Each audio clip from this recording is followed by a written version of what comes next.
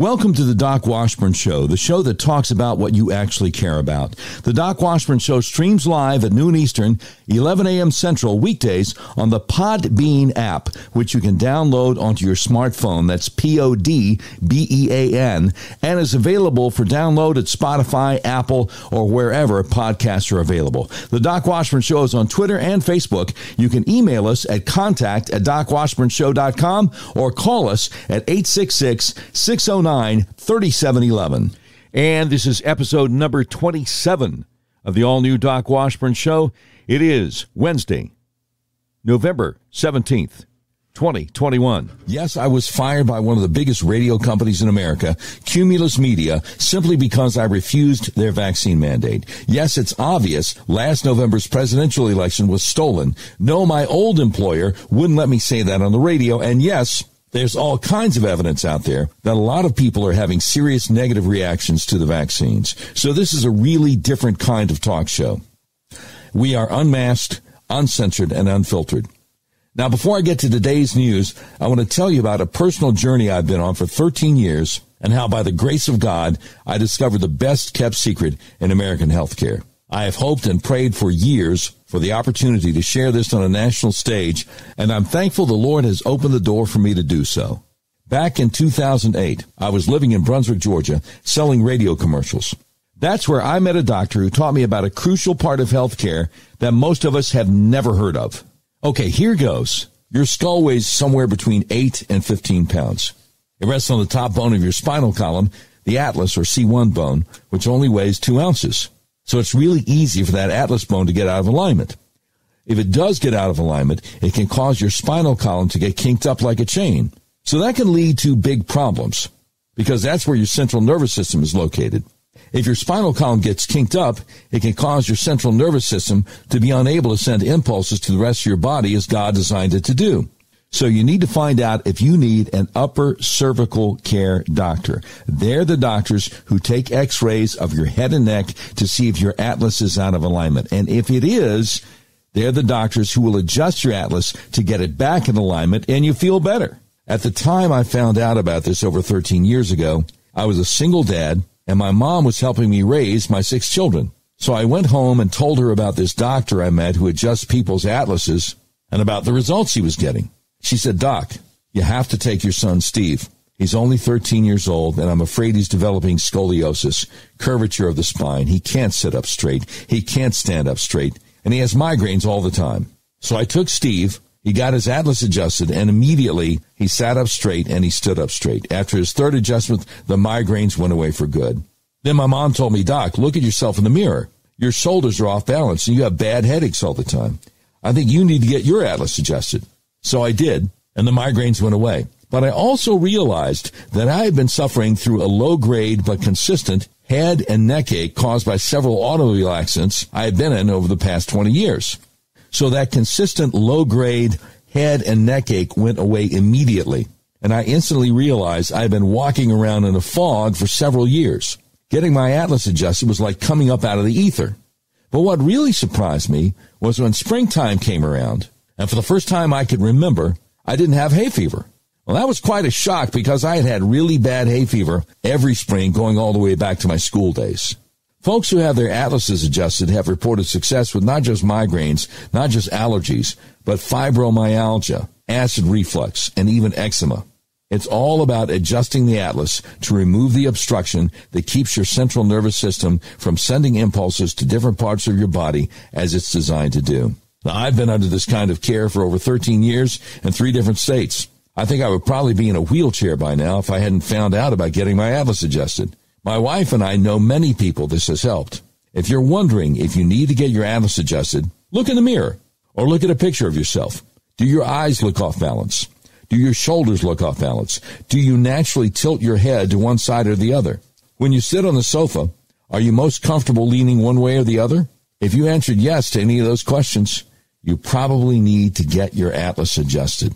If you'd like to get a free consultation with a doctor near you who adjusts atlases, go to the website turnmypoweron.com.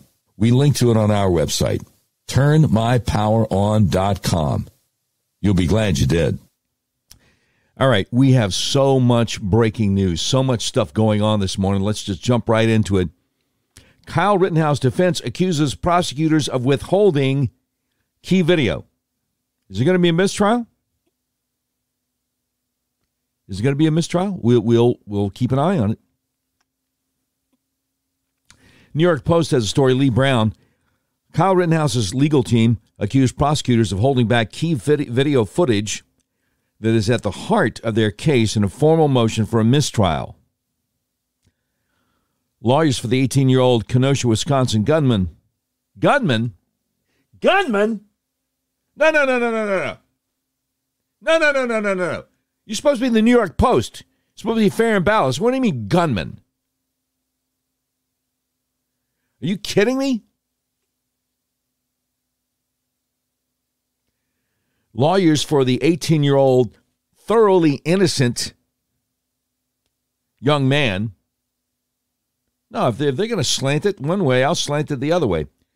Already called for a mistrial during the hearing and filed a formal 7-page request less than an hour before closing arguments Monday, according to the Chicago Tribune. The motion argues any conviction should be overruled and seeks to forbid any chance of a retrial if Rittenhouse is cleared of the 5 felonies he faces for the deadly triple shooting at last year's Kenosha riots. No, it wasn't deadly for one of them. Wow. New York Post. Owned by what's-his-face?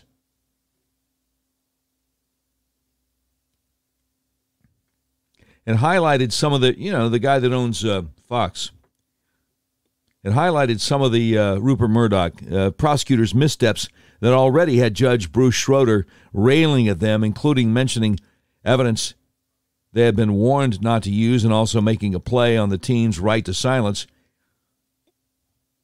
But it also accused prosecutors of holding back the high-resolution drone footage used to try to suggest that Rittenhouse had been the aggressor when he claimed self-defense before the first shooting. Prosecutors gave the defense a hard-to-see, low-resolution version and 3.6 MB file, less than a third of the high-res they actually had, according to the motion. They only got the better quality clip already used by the prosecutors on Saturday after testimony had concluded. The defense motion further states the video footage has been at the center of this case, calling it the linchpin in their case. The motion insisted the failure to provide the same quality footage in this particular case is intentional and clearly prejudices the defendant. The defense insisted that prosecutors' missteps during the hearing were clearly intentional, even suggesting they wanted a retrial to get another kick at the cat because the first trial is going so badly. The motion said the testimony in this case, up to that point, had not gone very well for the prosecutors, citing witnesses who appeared to corroborate Rittenhouse's claim that he was under attack when he opened fire. Yeah, how about Gage? How about good old Gage Grosskreutz? So our client did not shoot you until you pointed your gun at him, right? Correct. That's when the prosecutor put his head in his hands. The motion to dismiss has yet to be formally addressed in court. It will likely be addressed after the jury finishes its deliberations, which today are entering a second day. The jury of 12 deliberated for a full day yesterday without reaching a decision. That's troubling.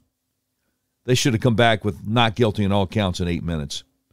Anyway, several appeared tired as they walked into the courtroom Tuesday evening and indicated with a show of hands that they were ready to go home. Not sequestered. Are you kidding me? Not sequestered. Are you kidding me? Rittenhouse faces life in prison if convicted for using an AR-style semi-automatic rifle to kill 26-year-old Rosenbaum, 26-year-old Anthony Huber, and wounding Gage Grosskreutz, now 28, during the BLM riots when he was just 17. Oh, man. So the prosecution is like, we don't care what the law is. We don't care what the rules of evidence are.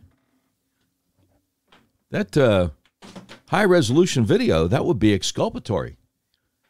And we're not interested in justice. We want this guy in prison for the rest of his life. We don't care. That's why we lie all the time. See, the witnesses might be under oath, but prosecution's not under oath. Understand?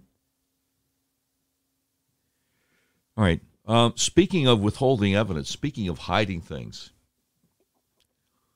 Alex Berenson,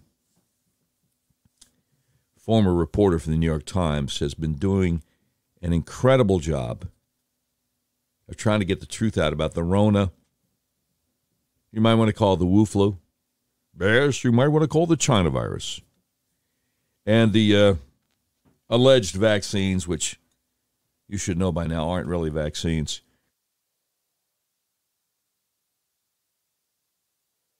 So, last night, Alex Berenson on his Substack, because he's been kicked off all the major mainstream media for telling the truth, on his Substack last night, I see the headline, urgent, Pfizer failed to report 6 deaths of COVID vaccine recipients when it updated its clinical trial results in July. He says, I'm re-upping this piece and making it available for everyone in the widest and simplest form because it's too important to miss. The one-paragraph summary, Pfizer told the world 15 recipients of Comirnaty had died in its pivotal trial. The real number was 21 compared to only 17 people who didn't get the shot. Now, Comirnaty is the new vaccine that the FDA has approved, but it's not available in the United States. So they continue to lie and imply that the Pfizer vaccine they are using in the U.S. is approved, which it isn't. And if it were, then you would no longer technically be able to get the Johnson & Johnson or the Moderna because they're under emergency use authorization. And the only way you can have emergency use authorization is if there is no approved alternative. You got me? All right, let's take a look at his article here. More people died in the key clinical trial for Pfizer's COVID vaccine than the company publicly reported. Alex Berenson. This dropped 21 hours ago, so right after I got through with my live stream yesterday. He says, on July 28th, Pfizer and its partner BioNTech posted a 6-month data update from their key COVID vaccine clinical trial, the one that led regulators worldwide to okay the shot. At a time when questions about vaccine effectiveness were rising, the report received worldwide attention. Pfizer said the vaccine's efficacy remained relatively strong at 84% after 6 months. It also reported 15 of the roughly 22,000 people who received the vaccine in the trial had died, compared to 14 of the 22,000 people who received the placebo, a saline shot that didn't contain the vaccine. Now, these are not just COVID deaths. In fact, they were mostly not from COVID. Only 3 of the people in the trial died of COVID-related illnesses, 1 who received the vaccine and 2 who had received the saline shot. The other deaths were from other illnesses and diseases, mostly cardiovascular. Researchers call this data point all-cause mortality. Pfizer barely mentioned it, stuffing the details of the deaths in an appendix to the report. But all-cause mortality is arguably the most important measure for any drug or vaccine, especially one meant to be given prophylactically to large numbers of healthy people, as vaccines are.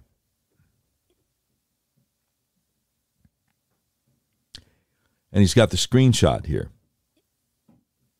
for the reported causes of death. And there are a bunch of different ones. He says, although the researchers released their update in July, the data was already more than 4 months old. They had stopped collecting information about deaths as of March 13, the data cutoff. But even at the time, their figures were somewhat troubling. In their initial safety report to the FDA, which contained data through November 2020, the researchers had said 4 placebo recipients and 2 vaccine recipients had died, one after the first dose, one after the second. The July update reversed that trend. Between November 2020 and March 2021, 13 vaccine recipients died compared to only 10 placebo subjects. Further, 9 vaccine recipients had died from cardiovascular events such as heart attacks or strokes, compared to just 6 placebo recipients who died of those causes. The imbalance was small but notable, considering that regulators worldwide had found that the Pfizer and Moderna mRNA vaccines were linked to heart inflammation in young men. Alex Berenson says, I reported accurately on this study on Twitter on July 29, and the next day Twitter suspended me for a week for doing so, the fourth of my 5 defamatory strikes for so-called COVID misinformation. He says, at best, the results suggested that the Pfizer-BioNTech vaccine, now pushed on nearly 1 billion people worldwide at a cost of tens of billions of dollars and ruinous and worsening civil liberties restrictions, did nothing to reduce overall deaths. Worse, Pfizer and BioNTech have vaccinated almost all the placebo recipients in the trial shortly after the FDA okayed the vaccine for emergency use December 11th, 2020. As a result, they had destroyed our best chance to compare the long-term health of a large number of vaccine recipients with a scientifically balanced group of people who had not received the drug. The July 28th report appeared to be the latest clean safety data update we would ever have. But now,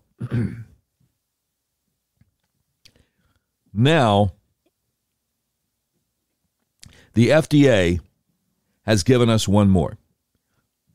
On November 8th, the agency released its summary basis for regulatory action, a 30-page note explaining why on August 23rd, it granted full approval to Pfizer's vaccine, replacing the emergency authorization from December 2020. And buried on page 23 of the report is this stunning sentence. Are you ready? From dose 1 through the March 13, 2021 data cutoff date, there were a total of 38 deaths, 21 in the Comirnaty vaccine group and 17 in the placebo group. Now, Pfizer said publicly in July it had found 15 deaths among vaccine recipients by mid-March, but it told the FDA there were 21 at the same data cutoff end date, March 13th. 21, not 15. The placebo figure in the trial was also wrong. Pfizer said 17 deaths among placebo recipients, not 14. 9 extra deaths overall, 6 among vaccine recipients. Could the discrepancy result from some odd data lag? Maybe. But the FDA briefing book also contains the number of COVID cases that Pfizer found in vaccine recipients in the trial. Those figures are exactly the same as those Pfizer posted publicly in July, yet the death counts were different.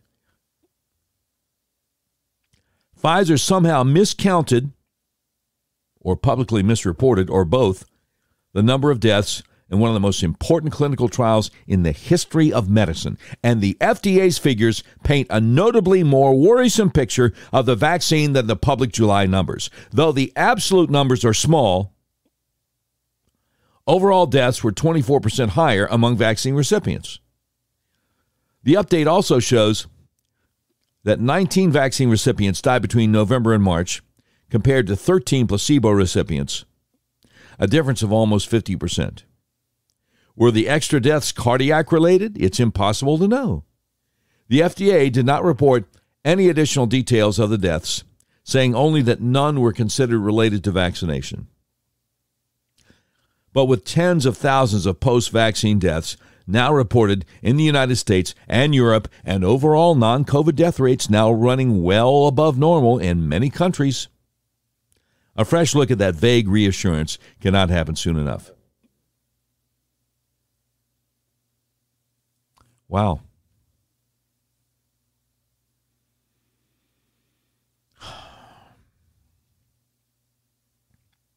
The first comment says, time was when the FDA protected the public from bad drugs. Now the FDA protects bad drug makers from the public. Wonder why that is. Wonder why that is. Follow the money.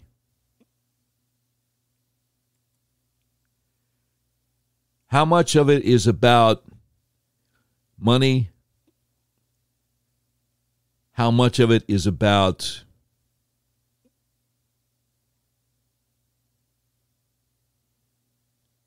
power? I don't know.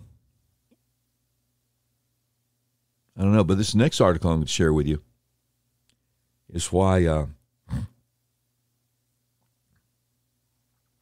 people like retired Colonel Kurt Schlichter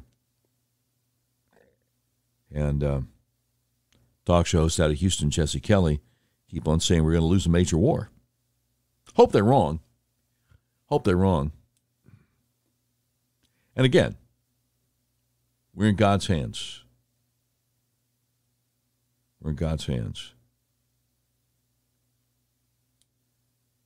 But I feel like I need to share this one with you. From the Federalist, which these days is having so many really compelling articles.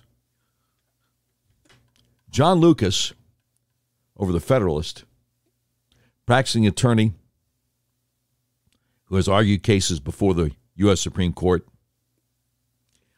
and who, before entering law school at University of Texas, served in the Army Special Forces and graduated from U.S. Military Academy at West Point in 1969.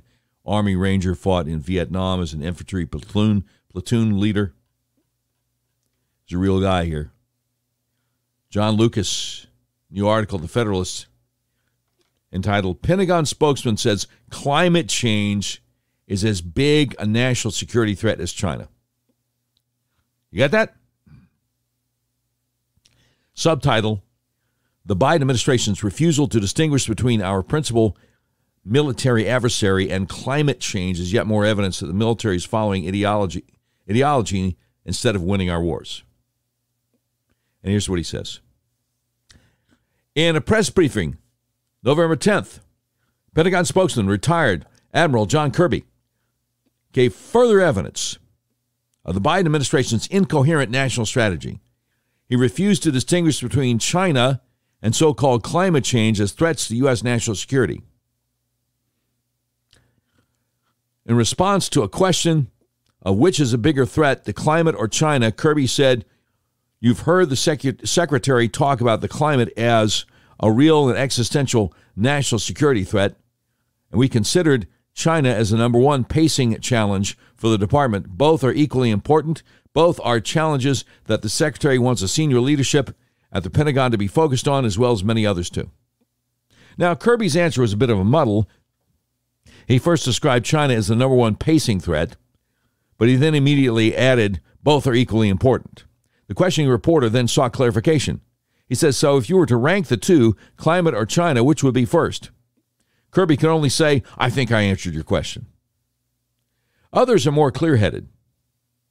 Despite Kirby's refusal to clarify his comments, Dementia Joe's director of the CIA, William Burns, has not hesitated in naming China as our, quote, most significant threat and challenge, unquote, throughout the foreseeable future, and said that, quote, outcompeting China will be key to our national security, unquote.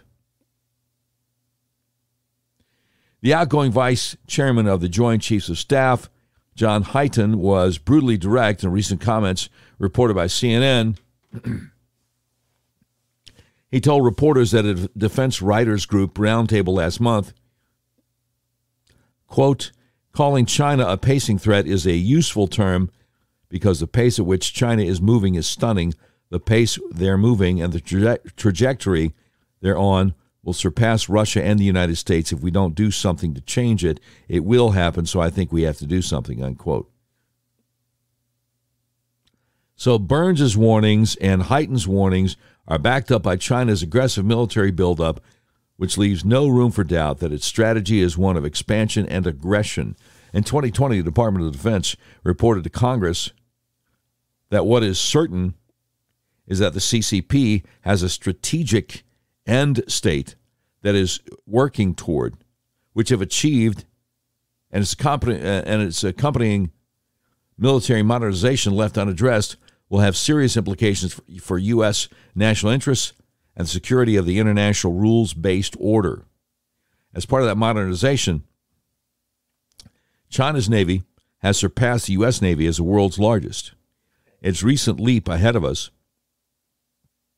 in the development of a hypersonic nuclear-capable missile sent shockwaves through the military and intelligence communities.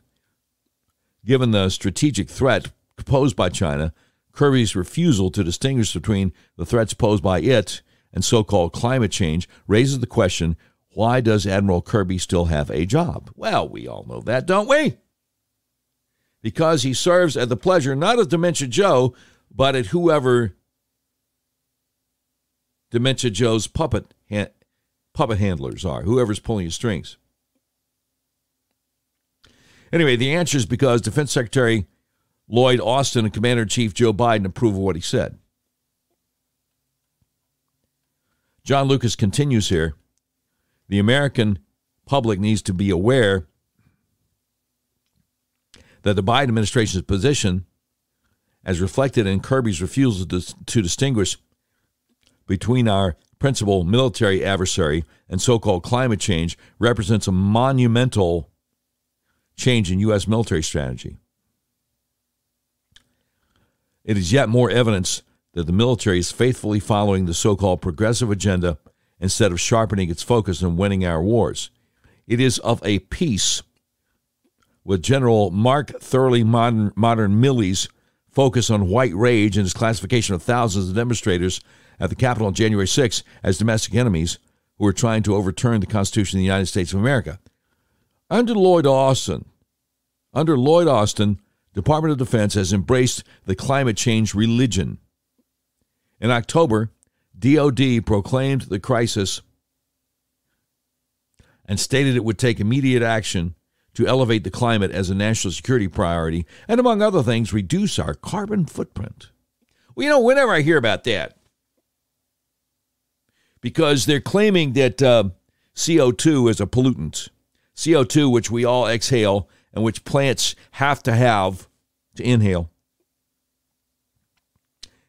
I always think, look, if CO2, which every human being exhales, if that is actually a pollutant, then some people are going to need to step up to the plate. All right? Some people are going to have to set a good example. All right? So the following people need to wear about 15 masks and totally stop exhaling. And I would say Dementia Joe Biden, Heels Up Harris, Kamala Harris, the Veep. Let's see, Hillary Clinton, I know she's no longer in the government, but I think she ought to give it a shot. Bill Clinton, Barack and Michelle Obama, who clearly don't believe in climate change. They wouldn't have bought a $15 million estate right on an ocean of Martha's Vineyard. See who else we got. Secretary of State Anthony Blinken. How about climate czar John Kelly? John Kerry, I sent to Vietnam. Who else? Jen Psaki. You step up to the plate and stop exhaling. No, that's carbon footprint right there. That's CO2. Nope, sorry, can't do that anymore. 15 masks. Shut it down. I don't know. I mean, to really stop exhaling, 15 masks, is that enough? Or do they need to put a Ziploc on their head too? No, I'm just carrying it to its logical extreme. Who else we got? So we got Anthony Blinken in the cabinet there. Oh, Mayor Pete Buttigieg, Transportation Secretary, who went on maternity leave for a couple of months, and nobody missed him, right? So he would be a non-essential employee then. Let's not forget, of course, SecDef Lloyd Austin. Because climate change is just as much of a threat as China. Lloyd Austin needs to step up and lead by example. No more of this leading behind stuff. Not leading from behind. No. Lead by example. Stop exhaling. Lloyd Austin. Yeah. Oh, and Chairman of the Joint Chiefs, General Mike Thurley, Minor, and Milley. I think 15 masks is not enough for him. Maybe 20 masks. Yeah. He's a big guy. He's a big guy. Lead by example. Stop putting that carbon footprint out there with your CO2. And the only way to do that is stop exhaling. So, your thoughts are always welcome at 866-609-3711. Oh, we actually take calls on the live stream. No, you can't call in if you're if you're listening later on the download of the podcast, but if you're listening on the live stream on the Podbean app, then you can. Now, something I want to mention to you, because, Ronald Reagan said some of the scariest words anybody's ever heard are, "We're from the government and we're here to help you." Right? Because, back in the day, some of them meant well. But when you get up to 2009 and Obama, they didn't mean well. They're just going to try to make life more difficult for you. And so they lied and called Obamacare the Affordable Care Act, even though they made your health care more expensive. Even though they set it up so that your health insurance premium would start feeling like a second mortgage. Even though Obamacare included sky-high deductibles preventing you from going to the doctor, sky-high copays keeping you from going to the doctor. Now, if these things have been bothering you, I don't know if you know, but there's a way out. There's a way to get affordable health insurance plans. There's a way to save 30 to 50% on your premiums. A way to get personalized health coverage with low to possibly even no deductible and no copays. That sound like something that will work for you? My buddy Art Wilborn has a website called myfamilyhealthplan.com. And he will hook you up. And by the way, while you're at it, he won't give you an insurance plan that will force you to cover horrible things like abortion that would deeply offend your deeply held religious beliefs. myfamilyhealthplan.com. Affordable plans. Save 30 to 50% on premiums, personalized health coverage, low to no deductible, and no copays. I bet you didn't think that was still possible 12 years after Obamacare kicked in, did you? But it is. Go to Art's website, book a free consultation, and Art Wilborn will make sure there are no gaps in your coverage. Again, save money on your insurance at myfamilyhealthplan.com. You will be so glad you did. All right. That having been said, a lot going on. A lot we got to get to. Now, you know, the other day I played for you some audio from this woman, Saulomarova, who grew up in the Soviet Union, went to college there. She is a communist. Makes no bones about it. She's a communist. I played the audio of her explaining how if she gets confirmed to be comptroller of the currency, that's the person who oversees the banks. That's what Biden has nominated her for. Then she wants to do away with private bank accounts, private banks, and everybody's money would be directly overseen by the Federal Reserve. So if they need money, they could say, just take money out of your private bank account and nothing you can do about it. That's who Biden wants to be in charge of the banks. Well, would it shock you to find out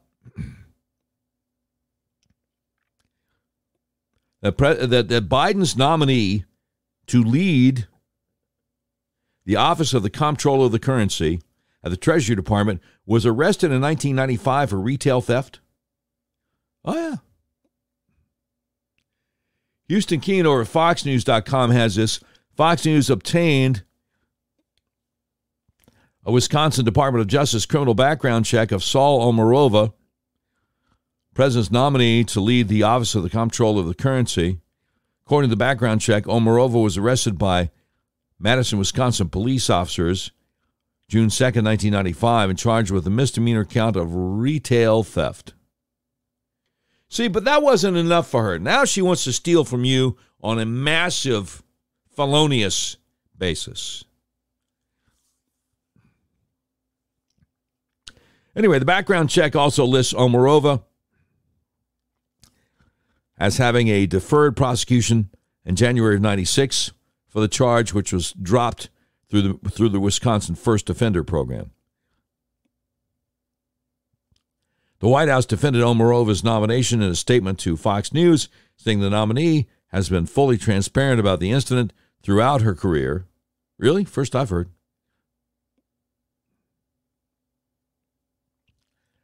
White House spokesperson said, quoting now, "To be clear, Saul has been fully transparent about this incident her entire career, including to the Senate and applications, and when she worked at the Treasury Department during the Bush administration." Whoa, whoa, whoa, whoa, whoa, whoa, whoa, whoa. Hardcore, avowed, out-of-the-closet communist was allowed to work at the Treasury Department during the Bush administration. Really? Really? I'll tell you what, that W, man, he was really ecumenical, wasn't he? Yeah. Had all kinds of people, anti-American folks working for him. You know, there's a reason they call people like W a rhino, Republican name only. But that's a whole other show. I don't want to get too far down the rabbit trail here. So I digress. Sue me. So the White House spokesperson says this case was ultimately dismissed in January 1996, more than 25 years ago, and was the result of a misunderstanding and confusing situation. Oh, I see. A misunderstanding, a confusing situation. So she was a communist, and so she just thought she could do the 5-finger discount there at the Targets or the Walmarts or whatever it was, the Old Navy, the Bed Bath & Beyond, whatever it was, And Madison? Yeah. I'm a communist. I didn't realize you couldn't just walk in and pick stuff up, take it out. Has she been in a time machine to San Francisco where they can get away with that? As long as whatever you steal is less than $950? They're cleaning out Walgreens and CVS's and in San Francisco? Yeah, maybe that's it. She was like Nostradamus. She had ESPN too. Well, eventually they're going to let people do that, so why not I just try it now? The White House spokesperson continued, it's sad that a far-right partisan group with a pattern of engaging in tawdry behavior would partner with Fox News to smear the name of a qualified nominee seeking to serve her country. Her country's no longer around. The Soviet Union was broken up. That's her country. Far-right partisan group with a pattern of engaging in tawdry behavior. You know, since Stalin was her hero, I think he kind of engaged in some tawdry behavior. Somebody do a fact check on that? Joseph Stalin, her hero. Or was it Fidel Castro her hero? He engaged in some tawdry behavior, didn't he? Or was Ho Chi Minh her hero? I think he engaged in some tawdry behavior. Oh, it goes further back. Vladimir Lenin, her hero. Pretty sure he engaged in some tawdry behavior. Can I bring up Pol Pot while we're at it? Anyway, the White House spokesperson continued, Saulomarova is eminently qualified and was nominated for this role here, given a strong track record in regulation and strong academic credentials. The White House strongly supports this historic nomination. Well, of course they do. Of course they do. The White House did not respond to Fox News' inquiry as to which far-right partisan group they were alluding to, since Omarova's arrest is public record in Wisconsin and therefore accessible by any member of the media or public. Well, why were they the only one to get it, though? I guess nobody else is interested. A Senate staffer familiar with the matter confirmed to Fox News Omarova's charge was disclosed to the Senate Banking Committee. Her hearing before the committee is scheduled for tomorrow. Senate Banking Committee Republicans are pushing back vigorously against Biden's latest controversial nominee, highlighting Omarova's history, writing about socialism. Senator Bill Hagerty, Republican, Tennessee, member of the Senate Banking Committee, told Fox News in a statement that the senator has many concerns about Omarova's nomination.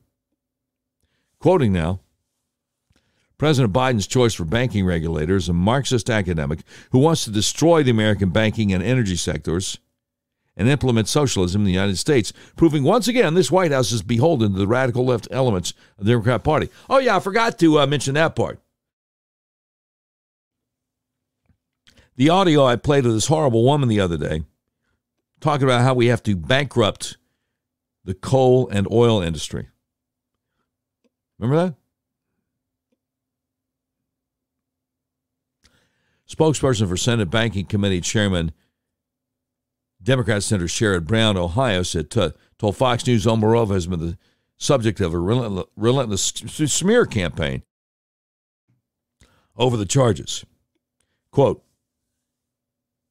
since this historic and eminently qualified nominee was put forth by President Biden, she's been the subject of a relentless smear campaign.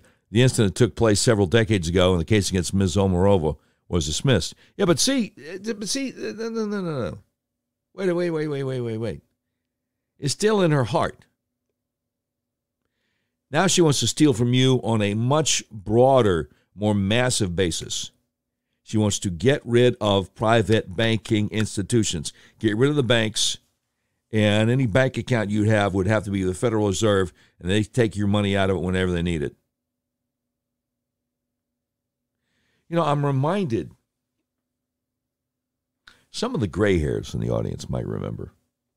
Remember a guy named John Jenrette. Some of the older ones in the audience might remember. You might remember his wife, Rita Jenrette, better. John Jenrette was a Democrat congressman back in the 80s from South Carolina. And he got caught up in the Abscam, the sting. The feds pulled on him. And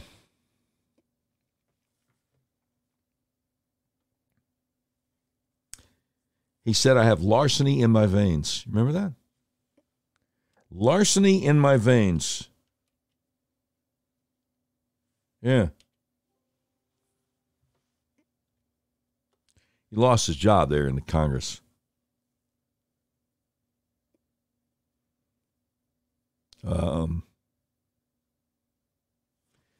Let's see. Most famous for two things during his days as a congressman. First,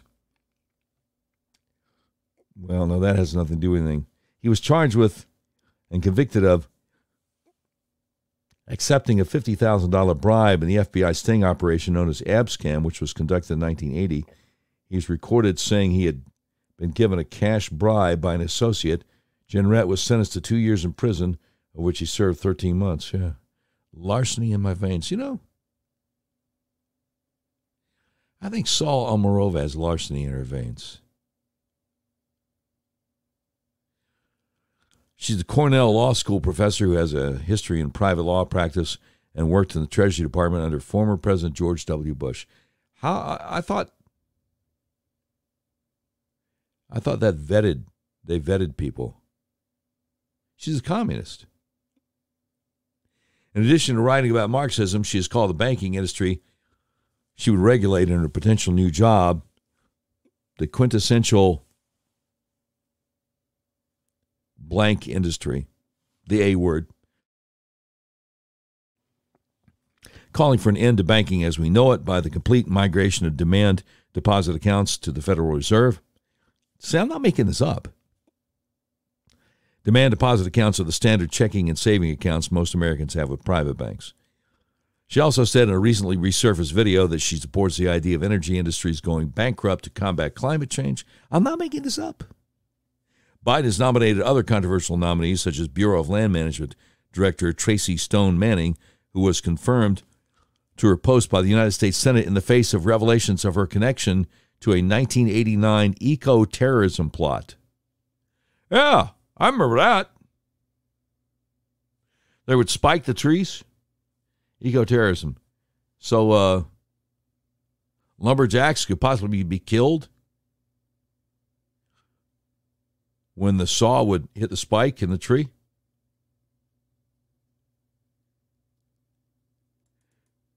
So interesting. I didn't realize that the eco-terrorist was actually confirmed by the Senate. Let's try to get the link on that, but it won't load for me. So I was going to reboot not reboot, but refresh the page. All right. I got too many tabs open. It's one of those things. It happens. No big. No big. I wonder what Biden thinks about all this. Let's check in with Dementia Joe. See what he thinks about all this. Turn this up over here. And by the way, you know, I sit on the stand. Oh no! And it get hot. I got hairy legs. Whoa, wait! That turn blonde in the sun. Wait! Kids used to come up and reach in the pool and rub my leg down, so it was straight, and then watch the hair come back up again. Oh no! Look at it. So I learned about roaches. I learned about kids jumping on my lap. Roaches? And I've loved kids jumping on my lap. I'm sure you do, man. I think that was the wrong cut from Biden. Let me see if I can. Make sure I can get something else here. Let's go. Conversations around those kitchen tables that are both profound as they are ordinary. How do I cross a bridge in a snowstorm? What happened? No, think about it. You know, you're in a situation. What happens if the bridge collapses and there's a fire on the other side? It's going to take 10 miles longer to get to the fire. People can die. I mean, this is real. This is real stuff. You know, I got to tell you, this guy, we got a saying in the South, that boy ain't right. And if that applies to anybody, it applies to Dementia Joe. I mean, it really, really applies to Dementia Joe. Now, Fauci has decided what you need to do to enjoy your Thanksgiving and or Christmas holiday. I don't know if you heard about this. If you get vaccinated and your family's vaccinated, you can feel good about enjoying a typical Thanksgiving, Christmas with your family and close friends. Unless, of course, you get myocarditis or pericarditis from the vaccine and drop dead. See, he always forgets. He always leaves something out. So I thought I'd throw that in there. Now, we had Dr. Peter McCullough, a clip from him the other day explaining some of the things that are really, really wrong with the so-called vaccine. The experimental gene therapy jab that they call a vaccine. So Dr. Peter McCullough played a clip from him, I think a couple of days ago, talking about that. We have a clip now from one of his associates, Dr. Jennifer Rose, PhD, explaining some of the things they came up with. And it went something like this. What we found, it was me and Dr. McCullough, Peter McCullough, co-authors on this paper. We found the most prevalent finding was that 19 times above background rate myocarditis was seen in children aged 12 to 15. And this is striking. I mean, 19 times, if it was 5 times, it would still be crazy, but 19 times that's not something you can ignore. And the CDC and the FDA didn't, but they underwrote it. They didn't take it seriously enough, and they're still kind of brushing it aside as a non-issue. If for anyone's wondering if COVID-induced myocarditis rates are higher or even equal to the injection-induced myocarditis rates, they're not. You can look that up. You're saying there's a way better chance, or there's a bigger chance of getting myocarditis from the shot than from COVID. Absolutely. And way more so if you are male and if you're young. You got that? You got that? I just thought I should share that with you. There's a guy named Pat Cash, who is a former tennis star out of Australia. He's very, very well known in Australia. And he is really upset because somehow someone talked his healthy 89-year-old mother into getting the jab. And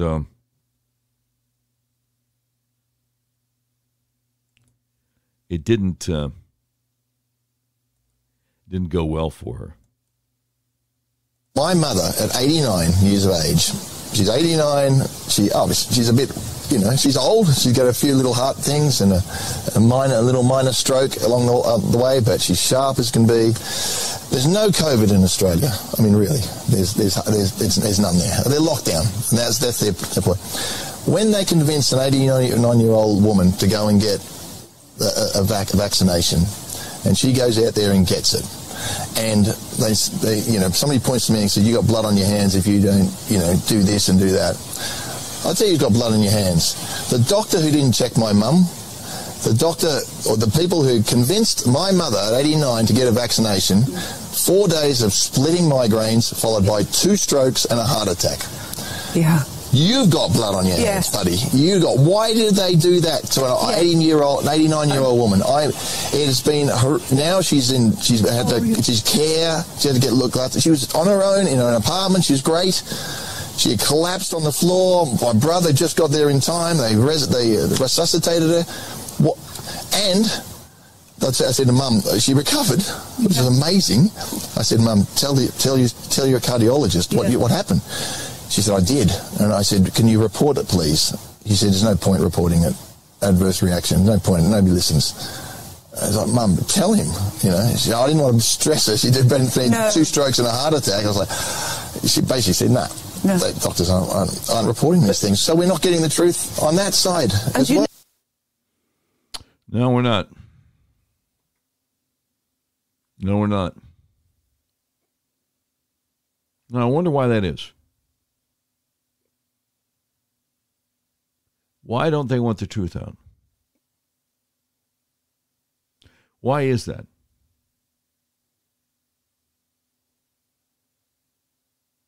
Well, I think we know.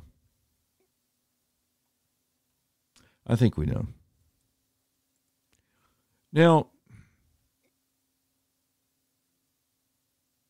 there's also huge news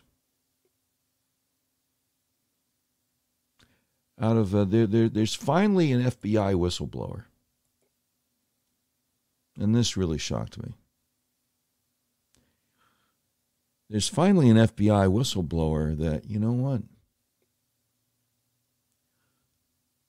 Lo and behold,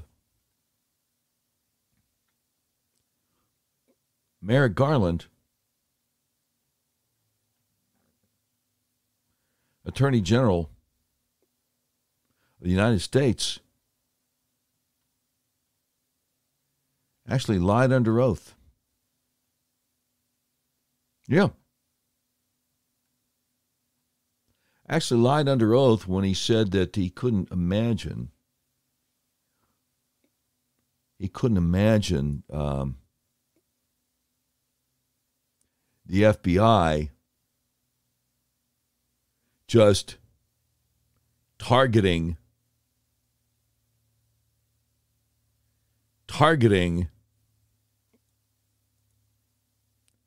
parents upset about critical race theory. Just can't imagine. Now, I'm going to play you the audio of Attorney General Merrick Garland lying under oath to Senator Chabot, and then I'm going to give you the receipts and prove he was lying under oath.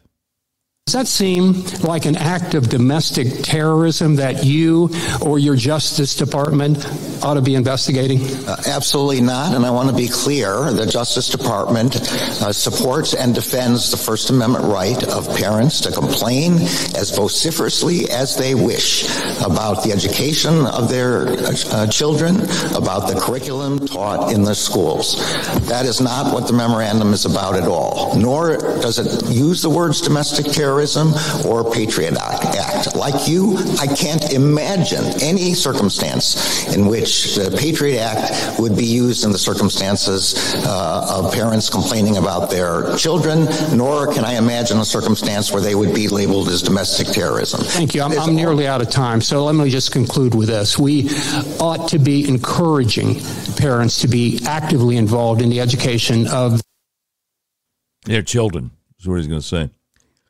What a faux pas I made. What a faux pas. Steve Chabot is a United States representative. He's not a senator. And I apologize. It always drives me crazy when people do what I just did. Yeah. Don't you know the difference between a senator and a congressman? Oh, apparently not. And then I just did it. You know, you got two houses. You got the Senate and you got the House. Two chambers, that is. The U.S. Senate, two senators from each state, no matter how big, no matter how small, right? And you have and that's 100 senators. And you have the U.S. House of Representatives, 435 representatives. And every 10 years when the census comes out, some states lose districts and some states pick up districts. Anyway. Steve Chabot is U.S. House of Representatives representing the 1st District of Ohio. Now, how do we know that Merrick Garland lied under oath? Well.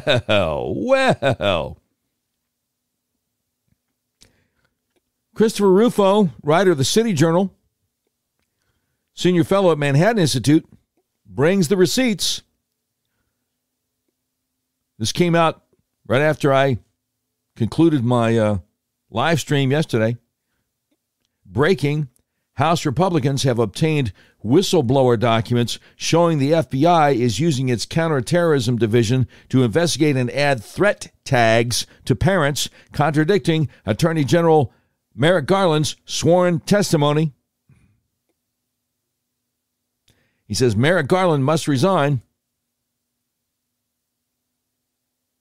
So here's part of the letter from Republicans in the House. Jim Jordan, ranking member of the Committee on the Judiciary. Dear Attorney General Garland, last month,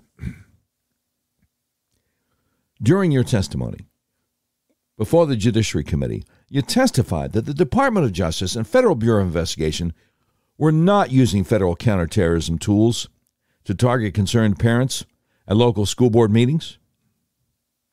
We are now in receipt of a protected disclosure from a department whistleblower showing that the FBI's counterterrorism division is compiling and categorizing threat assessments related to parents, including a document directing FBI personnel to use a specific threat tag to track potential investigations. This new information calls into question the accuracy and completeness of your sworn testimony. On October 21st, 2021, you testified that the department and its components were not using counterterrorism statutes and resources to target concerned parents at school board meetings. Specifically, you testified that you could not imagine any circumstance in which the Patriot Act would be used in the circumstances of parents complaining about their children, nor a circumstance where they would be labeled as domestic terrorists. You also testified, I do not think that parents getting angry at school boards for whatever reason constitutes domestic terrorism. It's not even a close question. Later in the hearing, however, you were questioned about the department's press release touting the inclusion of the National Security Division, the departmental component responsible for enforcing federal terrorism laws, including the Patriot Act, in a task force you created to address the rising criminal conduct directed toward school personnel. You appeared surprised to learn about the National Security Division's involvement in the task force, but you avoided a direct answer to the question and offered no clarification or explanation for the National Security Division's role in the task force. We have now received a disclosure from a department whistleblower calling into question the accuracy and completeness of your testimony. The whistleblower provided an FBI email dated October 20th, the day before your testimony, and sent on behalf of the FBI's Assistant Director for the Counterterrorism Division and the Assistant Director for the Criminal Division. The email, which is enclosed, referenced your October 4th directive to the FBI to address school board threats and notified FBI personnel about a new threat tag created by the Counterterrorism and Criminal Divisions. The email directed FBI personnel to apply this new threat tag to all investigations and assessments of threats specifically directed against school board administrators, board members, teachers, and staff. The email articulated the purpose as scoping this threat on a national level and providing an opportunity for comprehensive analysis of the threat picture for effective engagement with law enforcement partners at all levels.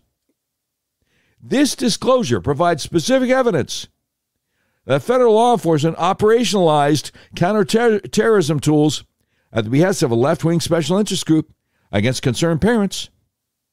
We know from public reporting, the National School Boards Association coordinated with the White House, prior to sending a letter dated September 29th to Biden, labeling parents as domestic terrorists and urging the Justice Department to use federal tools, including the Patriot Act, to target parents. Just 5 days later, October 4th, you issued a memorandum directing the FBI and other departmental components to address a purported disturbing spike in harassment, intimidation, and threats of violence at school board meetings.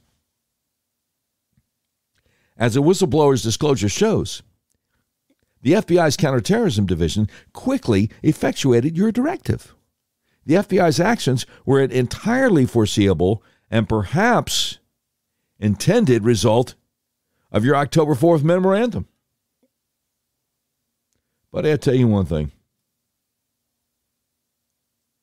I wish I had the rest of this letter. Because this guy,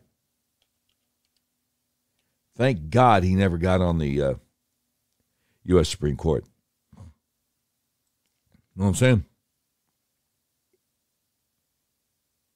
I mean, can you imagine?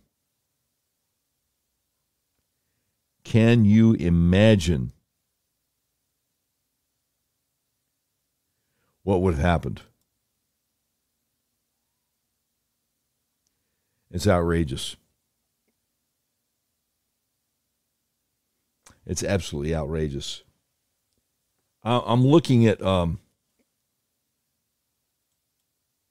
Jim Jordan's website to see if he's got the rest of the letter, because he's the ranking member on the House Judiciary Committee, and I can't find it. But what I do find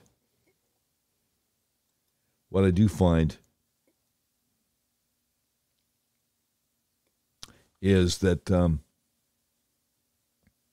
Jim Jordan also pointed out Attorney General Merrick Garland claimed in testimony the FBI would not target parents as a result of his directive to look into the conflicts happening between school officials and parents. And he says if getting slapped with a threat tag by the FBI doesn't mean parents are being targeted, Garland definitely needs to explain how that works. Nicole Neely of grassroots nonprofit Parents Defending Education said the whistleblower's disclosures prove that the FBI was, in fact, using counterterrorism tools to investigate concerned parents who have attended school board meetings, which directly contradicts Attorney General Merrick Garland's sworn congressional testimony. She added, the American people deserve a full accounting of exactly who was involved and when, so that egregious overreach like this may be prevented in the future. Well, the only thing to prevent stuff like this in the future is going to be getting rid of the current administration. Now, Chris Rufo, back over to Chris Rufo's thread here on Twitter. Chris Rufo, writer, City Journal, senior fellow, Manhattan Institute. He says, this is the smoking gun. Attorney General Garland provided zero evidence that parents are engaging in credible threats or acts of violence, and yet he mobilized the FBI Counterterrorism Division to use counterterrorism tools for investigating, tracking, and tagging parents. Now, the smoking gun, the internal FBI email that we're not supposed to see. A joint message from Criminal Investigative Division and Counterterrorism Division, FBI. And says on October 4, 2021, the Attorney General forwarded a memorandum addressing a spike in harassment, intimidation, and threats of violence against school administrators, board members, teachers, and staff. The memorandum directed each U.S. attorney, in coordination with the FBI, to convene meetings with federal, state, local, tribal, and territorial leaders in each federal judicial district within 30 days of the issuance of the memorandum. We share an obligation to ensure all, and it goes on and on and on. This is exactly what Merrick Garland testified under oath was not happening. Chris Rufo continues talking about Merrick Garland. He says, this man is a menace to truth, justice, and law. He used the FBI to run interference for the teachers' unions and to suppress middle-class American families. The parent movement must not stop until he resigns in disgrace. And Chris Rufo concludes, God bless the FBI whistleblower who risked his career to make these documents public. We salute you. Yeah, because I was wondering, will there ever be an FBI whistleblower? Know what I'm saying?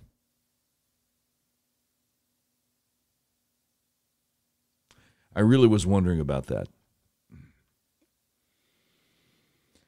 Now, we have an update.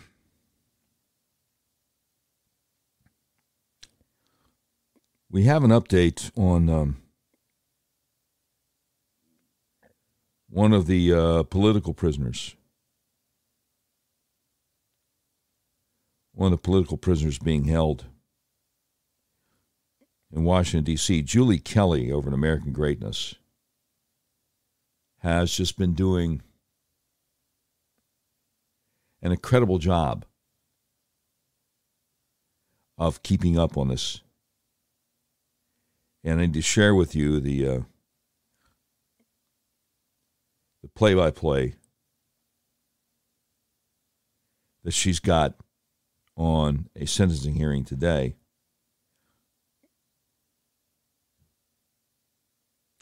But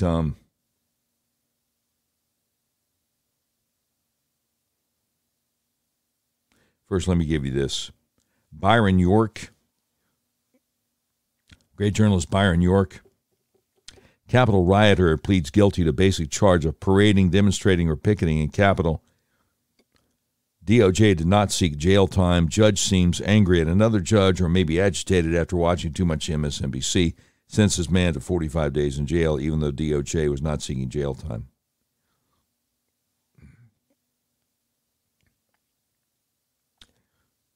Now, this is from a few weeks ago. But Mike Davis, who used to work for Senator Grassley, helping him with judicial nominations, said Judge Tanya Sue Chutka appears angered the prosecutors didn't charge this defendant with more serious crimes. She can resign and apply to become a prosecutor. She's concerned about charging decisions. Maybe she thinks she can find evidence the Justice Department couldn't find. And then he asked the questions. Who's gone to prison for torching St. John's Church? That was a church across the street from the White House. Remember that? Riots in the White House area? Summer of last year? Who's gone to prison for torching the Secret Service guard station at the White House?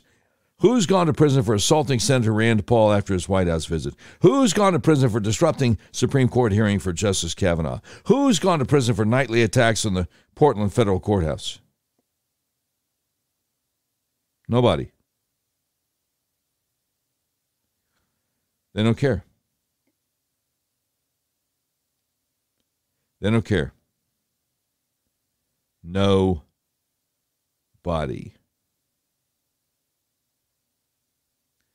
So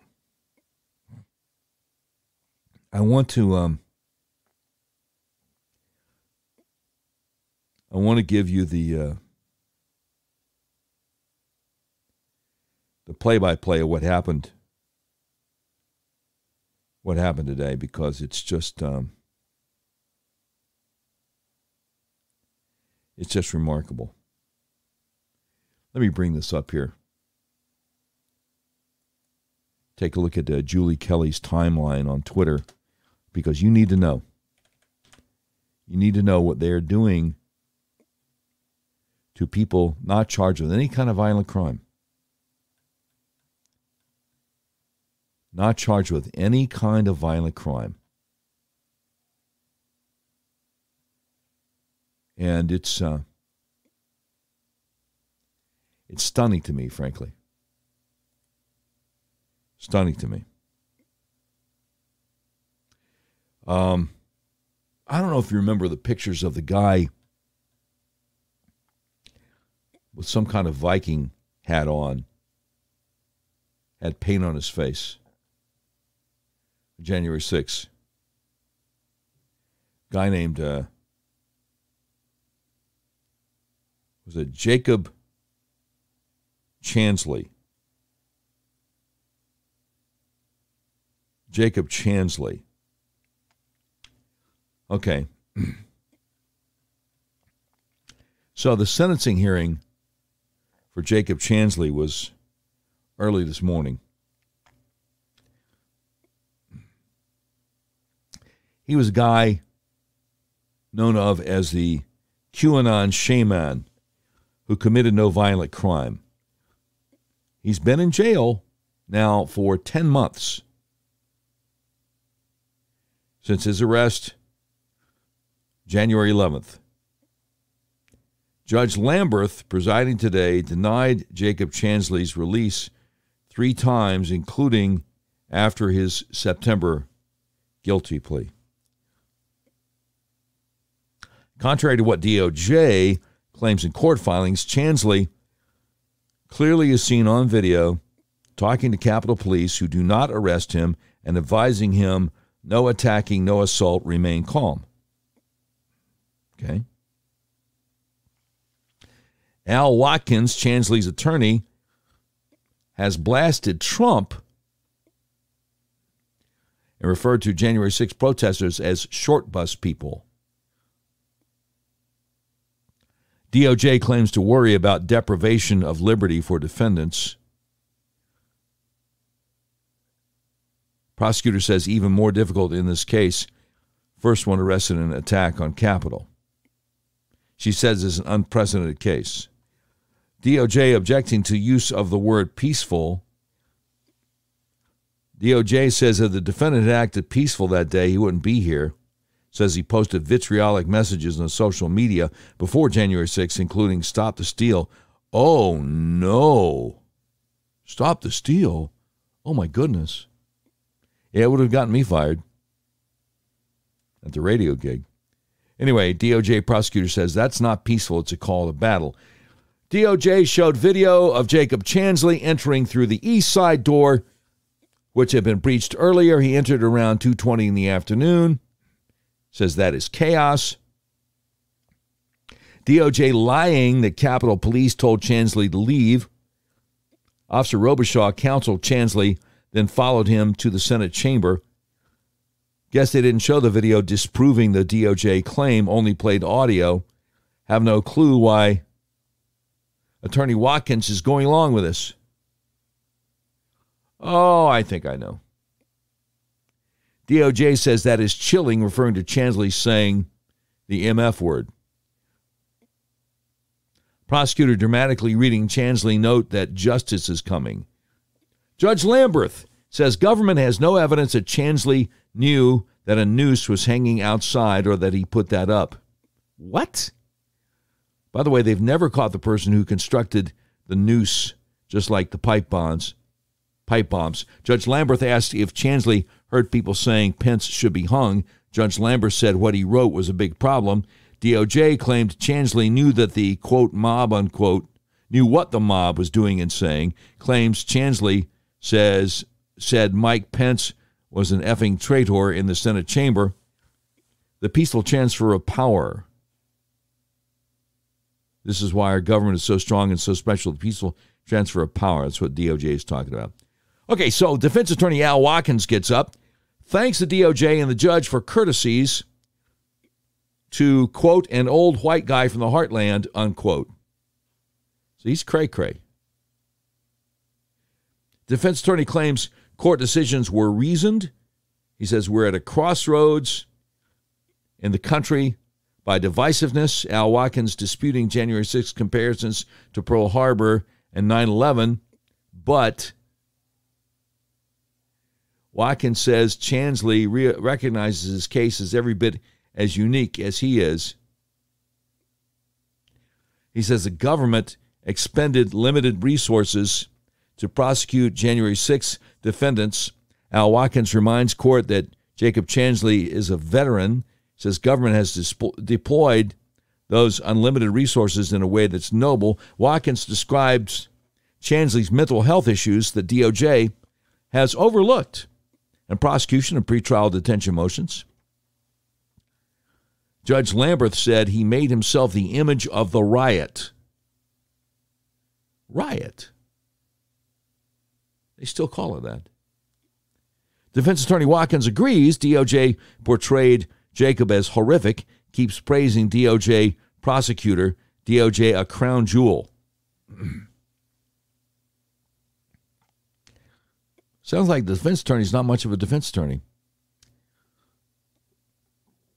Watkins repeatedly commends DOJ's noble prosecution of January 6 protesters. This clown was an attorney for the McCloskeys in St. Louis. Watkins blames government for ignoring Chansley's mental health issues dating back to 2006. Judge Lamberth orders a psych exam in May. Chansley has personality disorder, became a new man after results of psychological or psychiatric examination. He's been in jail for 317 days, almost all in solitary because of COVID. He's been alone, no family visits because no resources. His only human contact outside of jail was with his defense attorney, Watkins. Added that he's been tortured. Defense attorney Watkins says, I grew because of him, whatever that means. Judge Lamberth and defense attorney Watkins agree that Chansley's political views have evolved after he didn't get a pardon from Trump. Instead of this clown lawyer pointing out the flagrant inconsistencies and how DOJ is prosecuting political protesters, he's blabbing about how great DOJ is. Jacob Chansley, the QAnon shaman from January 6th, thanks the judge for ensuring his organic diet. Judge says, I took a lot of flack for that. Big deal. Chansley says he often asked, what would Jesus do and what would Gandhi do?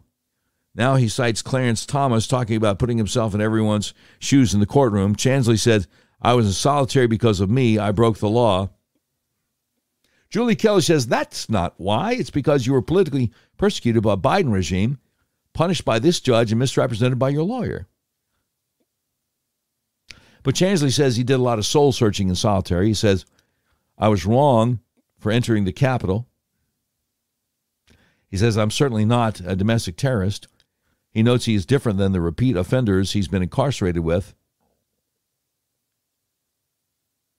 Really? You mean no other obstructionists are denied bail by DOJ and judges?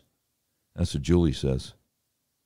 He says he's repentant, explains how he turned himself in and worked with the FBI. Chansley, as one commentator noted, is smarter and more articulate than his lawyer. What a shame he's being represented by this clown, Watkins. Julie Kelly's play-by-play on this is excellent. She says, now describing how he's been controversialized by the media, no doubt, by this evil regime. He's asking to judge a tree by its fruits. Talking about tattoo sleeve he got after his father committed suicide. Says he's worked with kids in group homes. Judge Lamberth says letters he got about Chansley were very good. He did art with abused children. Says he's a loner, tried twice to start his own business but failed. Best way to be of service to people is to be of service to God. That's what he says. Talks about the FBI, DOJ, media picking his life apart. Says the pressure is unreal. Praises Judge Lamberth for his military service. Talks about suffering from starvation, panic attacks, losing his grandfather, all while in jail. Judge Lamberth and Chansley now talking about shared loss of grandfather. The fact he died and I wasn't there eats me up every day. Says, I know I am to blame. Most people have no idea what it's like to look in the mirror and say, I really messed up. Julie Kelly says it's amazing how he has survived all this. Chansley has never been arrested or incarcerated, he reminds the judge. He says, my image has been used to create fear. Talks about his personality disorder. He says, now I can better navigate the world. Says he wants a family. He's only 34. Julie Kelly says, pray for mercy for him because I don't think Judge Lamberth will. He assures the judge, the government, and the nation, I am a peaceful man. He says he often prayed to the point of exhaustion while in solitary. He says, may God bless you and may God bless the United States of America. Judge Lamberth thanks Jacob Chansley for his remarks. He says, the most remarkable I've heard. But Julie Kelly says, Judge Lamberth says, what you did here was horrific. Obstructing the function of the government as you did. Judge Lamberth says, conduct is so serious that I cannot justify a downward departure. Julie Kelly says, this is why Jacob Chansley's defense attorney, Al Watkins, sucks. Congress had adjourned by the time Chansley entered the building, and the defense attorney doesn't even bring it up. Chansley had nothing to do with obstructing the function of the government. They had already adjourned because of the pipe bombs, which I believe were placed by federal agents because nobody's ever been arrested.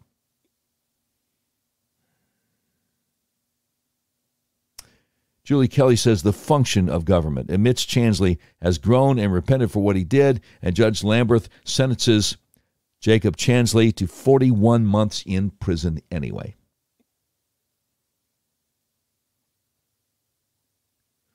Is there no justice? Apparently not. Apparently not. That's a shame. The liberal reporter. The liberal reporter. Glenn Greenwald says, DOJ acknowledges Jacob Chansley, the Q shaman, did not violently attack anyone on January 6th. Despite that, he's been held in solitary confinement for 10 months and was just sentenced to 3.5 years in prison. And the criminal justice reform advocates will cheer. Wow. And you tell me you think this is still a free country? Really? I don't know, man. I don't know. Again, liberal reporter Glenn Greenwald says he got 41 months in prison after already spending 10 months in solitary confinement. Only a sick, punitive society imprisons nonviolent protesters for years in harsh conditions, or one that regards particular ideologies as inherently criminal. Yep, that's it. Something I said when I was doing my local radio talk show in Arkansas. I don't know if I've said it on the podcast or not. But you got these radical prosecutors in Joe Biden's Justice Department telling radical judges the reason to keep this guy in jail, even though he hasn't even come to trial yet, the reason to deny bail, to keep him in solitary confinement for months, is because he agrees with Trump he's a danger to society. Got it? Got it? So they would tell a judge about me, this Washburn fellow here agrees with Trump that the election was stolen, so he's a danger to society, so you got to keep him in solitary confinement with no bail. When's the trial date? Sometime next year. We'll get around to it. That's what's going on, yo. Just thought I should tell you. Just thought I should tell you. And I go back to Julie Kelly's pinned tweet from May 11th. She links to the article she wrote in May, Why is the Government Hiding January 6th Video Footage? And on that pinned tweet, she says, what if I told you Capitol Police has more than 14,000 hours of footage from between noon and 8 p.m. on January 6th? And what if I told you U.S. Capitol Police, Department of Justice, and federal judges are doing everything in their power to make sure you don't see it? Yep. Now, they gave some of it to HBO for a special they wanted to do. video footage they gave to HBO that they have not allowed defense attorneys to see. Got it? I mean, you got John Durham out there, special counsel, opening up Pandora's box, trying to go after people who broke the law, coming up with this Russia collusion hoax back in 2016. And he may very well send some high-ranking people to jail. But who is there to litigate the people who are violating the constitutional rights of people right now? Know what I'm saying? Will they ever be held accountable? Yeah, that's the problem. Will they ever be held accountable? I'd be surprised, man. I don't know. Now, there's another question that I think needs to be asked here. Jack Cashel, recently in the American Spectator, has an article, "What did Obama know and when did he know it?" Subtitle: It's becoming increasingly clear that then President Obama was very much in on the effort to smear Donald Trump as colluding with Russia. And Cashel says, in researching my 2020 book, Unmasking Obama, I focused on one question above all others. What did Barack Obama know about the plot to link Donald Trump to Russia, and when did he know it? Unlike the Watergate era, when all the insiders in government and media rushed to discover what Nixon knew, only outsiders have dared to ask about Obama. Major credit here goes to Representative Devin Nunes and his chief investigator, Kash Patel, Inspector General Michael Horowitz, former Director of National Intelligence John Ratcliffe, and most recently, Special Counsel John Durham. For all their good efforts, however, this probe remains very much a work in progress. That caution established, the answer to the question in the headline is becoming increasingly clear. The information contained in John Durham's recent indictment of Russian national Igor Danchenko, when coupled with the CIA notes declassified in October 2020 by former DNI John Ratcliffe, leads directly to the White House. In the past week, these revelations have gotten a fair share of attention, at least on the right side of the blogosphere, and they deserve it. What has not gotten attention, however, is a specious counter-narrative that Obama and his allies have been quietly constructing for the last 5 years. Deconstructing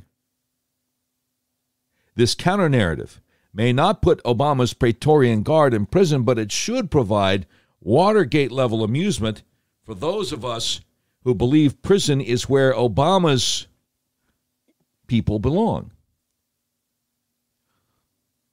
The Rosetta Stone of the counter-narrative may well be a comprehensive article in the Washington Post from June 2017. Perhaps more than any other bit of Trump-era so-called journalism, this article, complete with photos and flowcharts, revealed the major media's eagerness to enable the ongoing Democrat deep state disinformation campaign. A July 2017 update, the Post's new findings in Russia's bold campaign to influence the U.S. election, contained even more bogus charts and timelines. The Washington Post article told of an early August 2016 intelligence bombshell sent by the CIA to then President Obama with eyes-only instructions. The Post said to guard against leaks, subsequent meetings in the Situation Room follow the same protocols as planning sessions for the Osama bin Laden raid. In its flowchart of events, the Washington Post identified CIA Director John Brennan as the man who sounded the alarm. They said CIA Director John Brennan first alerts the White House in early August that Russian President Vladimir Putin had ordered an operation to defeat or at least damage Hillary Clinton and help elect her opponent, Donald Trump. John Brennan's contemporaneous notes, however, tell a different story. As Ratcliffe explained Sunday on Fox News, Obama did receive an intelligence bombshell from Brennan in early August 2016. Like the Washington Post reporters, Ratcliffe used the word early to mark the time in August 2016 when Obama, Brennan, and others met to discuss Russian interference. From Brennan's contemporaneous notes, however, we know the conspirators discussed not a real plot by Russia, but a fictional plot ginned up by Hillary Clinton foreign policy advisor Chuck Dolan to, quote, vilify Donald Trump by stirring up a scandal claiming interference by the Russian security service, unquote. Complicating matters for Obama was that on July 31st, just a few days earlier, the FBI had formally launched a surveillance operation on the Trump campaign based in no small part on the information British agent Christopher Steele had been providing. The investigation was codenamed Crossfire Hurricane after a lyric from a Rolling Stones song. Well, if Jumpin' Jack Flash was born in a crossfire hurricane, so too was the operation named after him. Caught in the crossfire was FBI Director James Comey, who attended these early August meetings. Comey told the Office of Inspector General that John Brennan, Director of National Intelligence James Clapper, and National Security Advisor Susan Rice were in attendance along with himself and Obama. One suspects there were meetings, and then there were meetings. Obama and Brennan knew by early August 2016 the FBI was investigating the Trump campaign's alleged involvement in the collusion plot. Importantly, they also knew the investigation was based on a Clinton dirty trick. At this point, James Comey may not have known. If John Durham could get someone to talk about these meetings, a big if, CNN may even have to pay attention. Comey would surely have known about Hillary Clinton involvement by September 7th, 2016. On that date, the CIA sent a memo to the FBI, attention Peter Strzok, relating what they called U.S. presidential candidate Hillary Clinton's approval of a plan concerning U.S. presidential candidate Donald Trump and Russian hackers as means of distracting the public from her use of a private email server. Oh, I see. So Peter Strzok now has cause to lose sleep. It was he who ran Crossfire Hurricane. Although Strzok told the Office of Independent Counsel he never attended any White House briefings about Crossfire Hurricane, he gave FBI lover Lisa Page the opposite impression. On August 5th, 2016, texting with Lisa Page, he quoted an unnamed power player, likely Brennan, as saying the White House is running this. October 15th, Peter Strzok memorialized the aspirations of all involved by texting Lisa Page, there's no way Trump gets elected, but I'm afraid we can't take that risk. It's like an insurance policy in the unlikely event you die before you're 40. Now, according to the June 2017 Washington Post article, John Brennan's early August report, drawn from sourcing deep inside the Russian government, made two bold claims. One detailed Russian President Vladimir Putin's direct involvement in a cyber campaign to disrupt and discredit the U.S. presidential race. The second captured Putin's specific instructions to defeat or at least damage Democrat nominee Hillary Clinton and help elect her opponent Donald Trump. However fictional, this information tracks with the CIA's September 7th memo citing Hillary's plan. The memo also delineated the two related Russia disinformation streams that would come to dominate the news for the next 3 years. One was the collusion of the Trump team with Vladimir Putin. The second was Russian hacking, not just of DNC emails, but of the election itself. Much of the lengthy Washington Post article dealt with suspected Russian attempts to penetrate election systems. Back when serious people could still talk publicly about foreign interference in U.S. elections, the FBI had allegedly detected such attempts in 21 states. Also on the Washington Post flowchart was this gem. Homeland Security Secretary Jay Johnson's efforts to secure the U.S. voting systems run aground when some state officials reject his plan, calling it a federal takeover. Is this crazy or what? Ironically, Washington Post quoted Governor Brian Kemp, then Georgia's Secretary of State, as rejecting Homeland Security Secretary Jay Johnson's attempt for federal oversight. Kemp told the Washington Post, "I think it was a politically calculated move by the previous administration." To the reporters' astonishment, Governor Kemp remained unconvinced that Russia waged the campaign to disrupt the 2016 race. Now, by June of 2017, it had become clear to those willing to look that Governor Kemp was right, but Team Obama and the media could not admit it. While still shoring up the Trump-Russia collusion narrative, they had to rewrite the election interference plotline. It was an easy fix. Obama himself had set the stage for the revision in a December 2016 press conference. As he told the story, he confronted Putin at the G20 summit in China in September 2016. Obama said, "I felt that the most effective way to ensure more hacking didn't happen was to talk to him directly and tell him to cut it out. And there was going to be some serious consequences if he didn't. And in fact, we did not see further tampering in the election process." So the Washington Post bought the story. According to his June 2017 account, Obama told Putin he knew what Putin was doing and he better stop or else. And that was that. 4 years later, Obama operatives used Edward Isaac Dover, author of the widely discussed 2020 election book, Battle for the Soul, to launder their heroic tale. John Brennan took the point on mythologizing Obama's imagined smackdown of Putin. I think Putin had to do his calculus, taking into account that, quote, "I can do these things and maybe I'll even try to affect the vote tallies, but if she does win, we're probably going to have a rough time of it," unquote. So if I were Putin at that time, I think my calculation would have been, okay, I'm not going to do the stuff on the technical front because if we do something on the technical front, they're probably eventually going to find out. But if you do things on the information front, that's basically propaganda. So that's the type of stuff that intelligence services have been doing forever.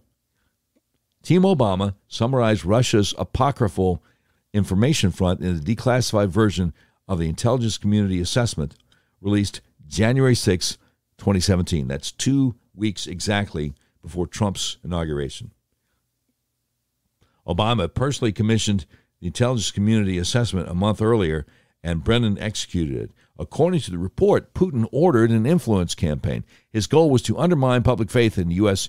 democratic process, denigrate Secretary Clinton, and harm her electability and potential presidency. The assessment also insisted Putin and the Russian government developed a clear preference for President-elect Trump. Now, although Obama had been largely quiet about how he and his team transformed a Hillary-approved plot to kneecap Trump into a massive multi-year government-run plot to do the same, his colleagues have been more forthcoming. The story they told did not have to be true. As with all cover-ups, it merely had to be plausible. Susan Rice felt the need to establish an alibi for Obama on the very day Donald Trump was inaugurated.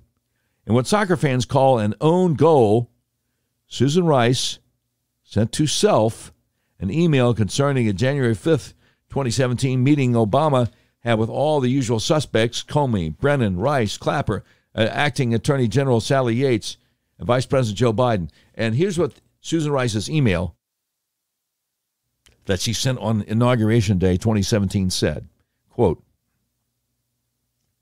President Obama began the conversation by stressing his continued commitment to ensuring that every aspect of this issue is handled by the intelligence and law enforcement communities by the book.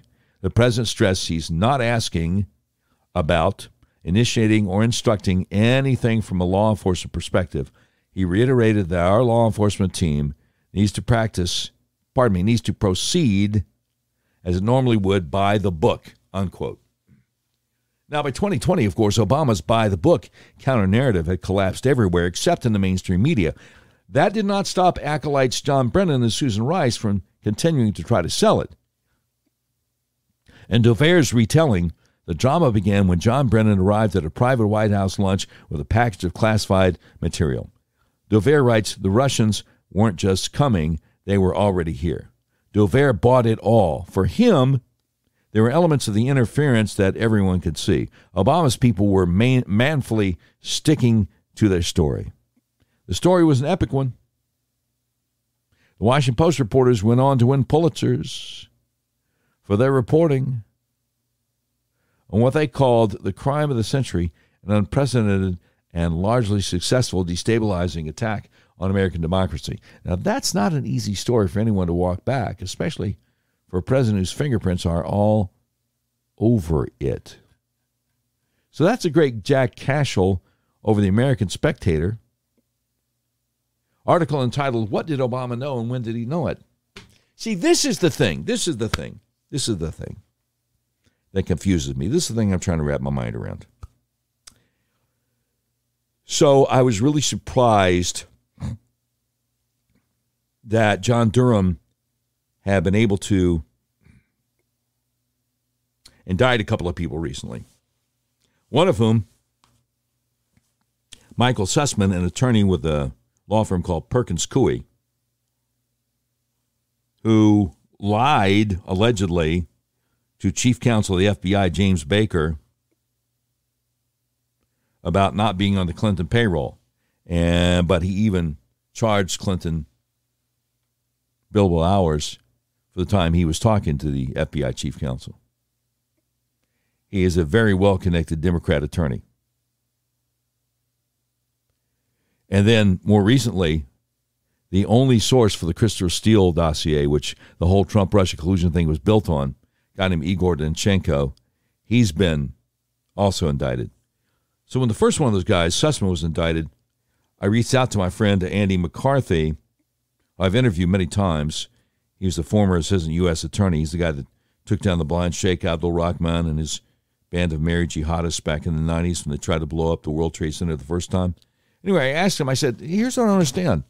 I mean, I get that Durham's special counsel, but he still has to, if he wants to indict anybody, he's got to get that clear by the Attorney General, Biden's Attorney General, Merrick Garland, right? And Andy was like, yeah, right, but, see, because they're clearly going after the Hillary Clinton team here. Right, but, he says Biden hates Hillary anyway. I think as long as this doesn't lead to Obama and or Biden, then they'll be fine with him taking down whoever in the Clinton team. All right? But see, I had a problem with that. And Andy McCarthy and I were talking by DM on Twitter. That's direct message. That's what they call, what would be called a private message if it was on Facebook. I said, yeah, but there was this January 5th, 2017 meeting with Obama and Biden and Brennan and Comey, Susan Rice. The whole crew was there. And it was clear, it's been known for quite some time, that this was about the ongoing Russia collusion hoax, the attempt to take out Mike Flynn and take out Trump. So, I mean, obviously it leads there, too. I mean, Andy didn't respond at that point, but he had already told me he thought that John Durham and Merrick Garland understood each other and had some kind of tacit agreement. And I'm like, I don't know. It's going to be interesting. It's going to be really interesting to see where it goes. Now, who remembers Nicholas Sandmann? Remember him? 16-year-old high school student from Covington Catholic High School, Covington, Kentucky. Was with a group of his buddies in Washington, D.C. They've been there for the March for Life, and they're just waiting with the chaperones for the buses to show up and take them back to Kentucky. And this so-called Native American activist starts yelling and singing and beating his drum so close to Sandman's face, looked like he was going to hit him. And Sandman just stood there smiling and did not engage. And liberals in the entertainment world and liberals in the media went nuts and called him all kinds of things. And he got some good attorneys and started suing. And I hope the lawsuits aren't over. Anyway, Nicholas Sandmann, yesterday afternoon, did an op-ed in the UK Daily Mail entitled, "The corrupt liberal media came for me, just like they came for Kyle Rittenhouse, and if he decides to sue, I say go for it and hold the media accountable." Well, he says, the parallels between me and Kyle Rittenhouse are impossible not to draw. Kyle was 17 years old when he became a household name after the terrible tragedy in Kenosha. I was 16 years old when I was catapulted into the national conversation by video of an encounter with a Native American activist on the steps of the Lincoln Memorial.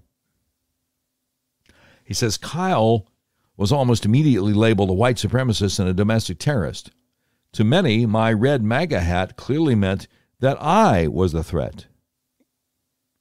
He says in only hours, a CNN host tweeted an image of me writing, "Honest question, have you ever met a more punchable face than this kid's?" Kyle wasn't given his day in court by his critics, and neither was I. The attacks on Kyle came from the national news media, just as they came from me. They came quickly without hesitation because Kyle was an easy target that they could paint in the way they wanted to. This is the problem with liberal media outlets in the United States. They want to get the story first, get the most views, make the most money, and advance the agenda from liberal patrons. These outlets cover themselves when they are wrong with small footnotes at the ends of long articles clarifying that new information has come out and they have updated their coverage. News shouldn't be a scoreboard that constantly changes. News is about coverage that includes a statement of facts that does not need to be corrected. But the liberal media doesn't do this. The liberal media rushes to be the first to report. So every single label on Kyle as a terrorist, white supremacist, a school shooter in the streets of Kenosha will only ever be withdrawn after the damage has been done. He says in our hyperpolarized society, the first impression of Kyle has been set in stone probably for the rest of his life. So to Joe Biden, LeBron James, Congresswoman Ayanna Pressley, and every other commentator, please be quiet. On November 10th, LeBron James tweeted out, "What tears?" with five question marks. "I didn't see one. Man, knock it off. That boy ate some lemon heads before walking into court." Unquote. LeBron's tweet reflects the insensitivity and resentment of the liberal media and elites that has surrounded this entire ordeal from its beginning to now. In the video referenced by James, Kyle breaks down as he tries to describe the moments before he made the decision to fire his weapon at the people he felt were threatening his life. It's obvious to the trauma associated with the event and how it severely affects Kyle. It's oblivious. Yes, LeBron James is oblivious to the trauma associated with this event and how it severely affected Kyle Rittenhouse. Taking a life for any reason sticks with someone forever, and yet the liberal elites would rather just turn it into a joke for likes and social media. Nicholas Sandmann says not only does Kyle have to deal with that, but it's compounded with the overwhelming stress and trauma of the character assassination taking place against him.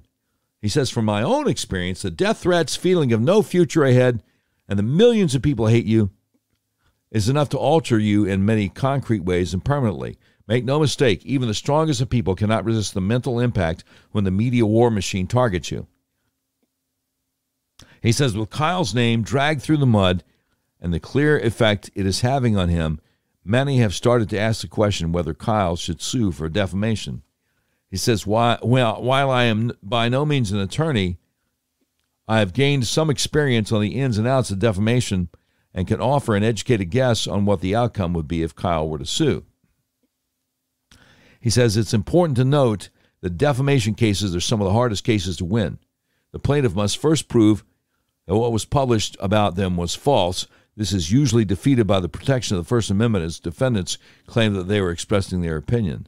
The First Amendment is a right that Americans hold dear, and our right to free speech should be protected. A plaintiff must then prove that a result of the publishings of the defendant that they were negatively impacted in their community. As for the previous terms, Kyle has been labeled white supremacist, terrorist, school shooter. I have my doubts as to whether these legal claims would be successful in court. If person A was to say Kyle was a white supremacist or any of these other terms, A would be able to claim that being a white supremacist or a racist was their opinion and Rittenhouse's was conduct. Pardon me.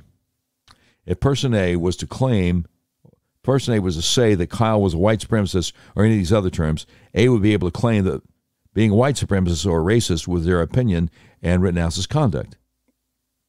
The case law on defamation argues that these terms are opinions because a term like racist or white supremacist does not specifically imply a fact that can be proven false. But one claim where Kyle may have a chance, albeit still a challenging case to win, is on the issue of him allegedly crossing state lines with a weapon. That claim was proven to be false. If terms like racist and school shooter were used in conjunction with false facts, it can create a defamatory gist that he crossed state lines with weapons and his actions were done in a racist or white supremacist manner. Should Kyle sue? It first depends on what happens in the trial, as those elements would come into play where he was found guilty. However, if Kyle is innocent, it would create an easier road to winning. Again, the chances are still low and nothing is guaranteed in a defamation trial. Kyle should also be prepared for a long trial which will be present in his mind for years.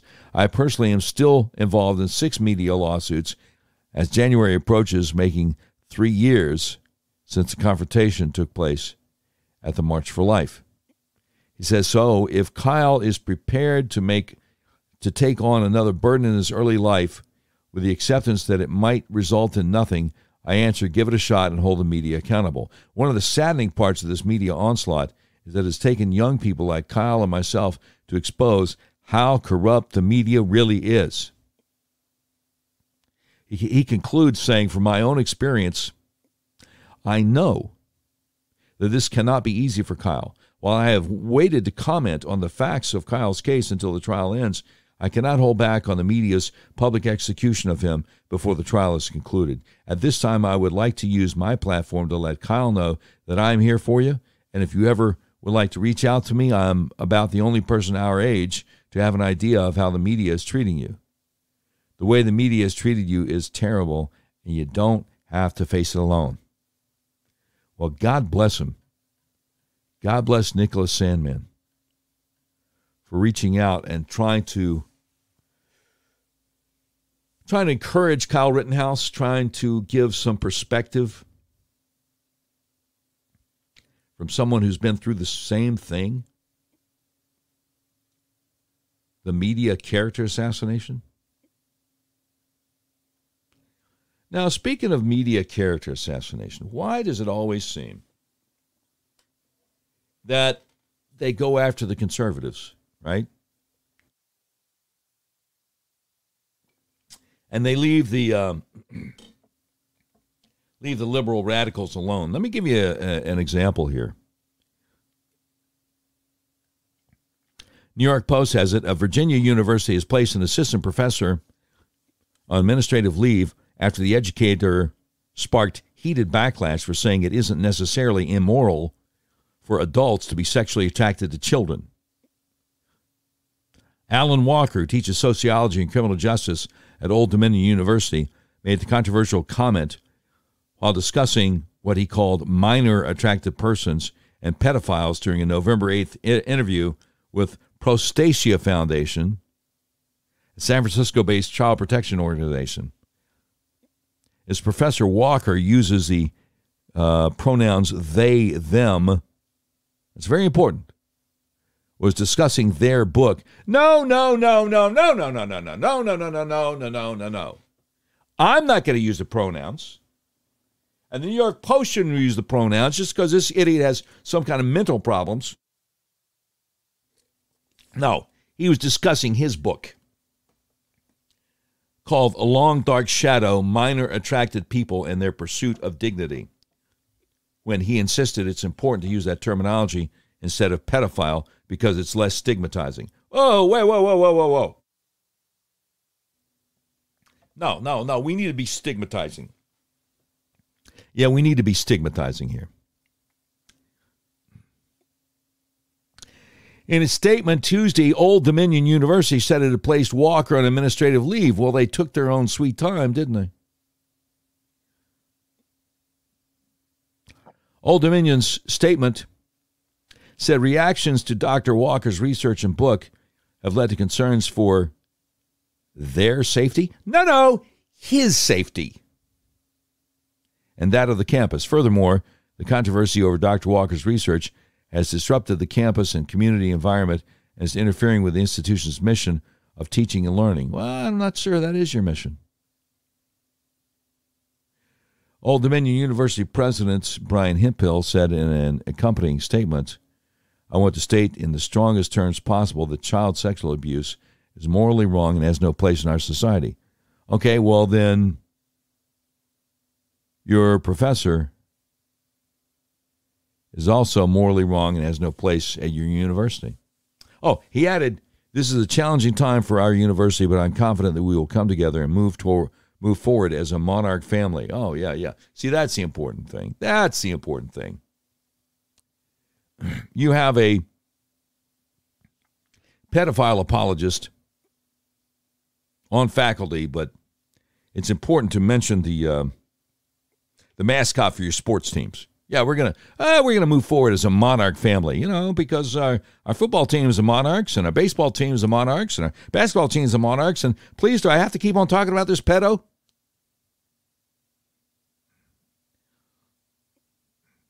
Or should I say pedo enthusiast?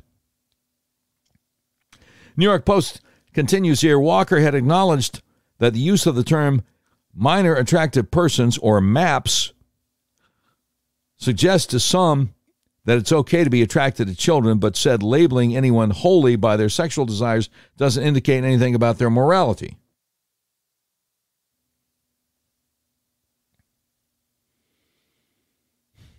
Professor, please. I said that mildly. I mean, I could have used a different first word. A lot of people do. He said, from my perspective, there's no morality or immorality attached to attraction to anyone because no one can control who they're attracted to at all. In other words, it's not who we're attracted to that's either okay or not okay. It's our behaviors in responding to that attraction that are either okay or not okay. Come on, give me a break. Walker said child sex abuse is never, ever okay, but that having sexual urges toward children isn't necessarily wrong, as long as those carnal desires aren't acted upon. I don't think he actually believes that. He drew condemnation online after being shared on Twitter as someone trying to normalize adults who are attracted to juveniles. The assistant professor also put out a joint statement Saturday with Old Dominion University clarifying his remarks. He said, and I quote, I want to be clear, child sexual abuse is an inexcusable crime. As an assistant professor of sociology and criminal justice, the goal of my research is to prevent crime. Yeah, right. That's why you call yourself they, there. Huh? Really? I got to tell you, man. There are plenty of us who are not buying what you're selling. By the way, I don't know if you've noticed, but inflation seems to be kind of bad these days. Almost like it's getting out of hand. Well, this is a remarkable thing. Stephen Ratner, guy who served as counselor to the Treasury Secretary in the Obama administration, has a new op-ed out in the New York Times. That's remarkable. What's also remarkable is for some reason they didn't put up a paywall, so I actually see it. Now, again, Stephen Ratner, counselor to the Treasury Secretary in the Obama administration. So he's a longtime Democrat in good standing, influential Democrat. His op-ed in the New York Times says, I warned the Democrats about inflation. He says, enough already about so-called transitory inflation. Last Wednesday's terrible consumer price index news shifts our inflation prospects strongly into the embedded category. Prices are up 6.2% from a year ago, the largest increase in 30 years. While not likely to morph into the double-digit inflation I covered for the New York Times 4 decades ago, prices may well rise fast enough to trigger higher interest rates. Higher financing costs make it more expensive for consumers and businesses to borrow, which in turn throttles growth. Inflation had already been tagged as a factor in the Democrats' awful election results this month and the president's sagging poll numbers. It also threatens the passage of President Biden's Build Back Better plan, which includes expansive new initiatives to address climate change as well as important programs like paid family leave and universal preschool. But last Thursday,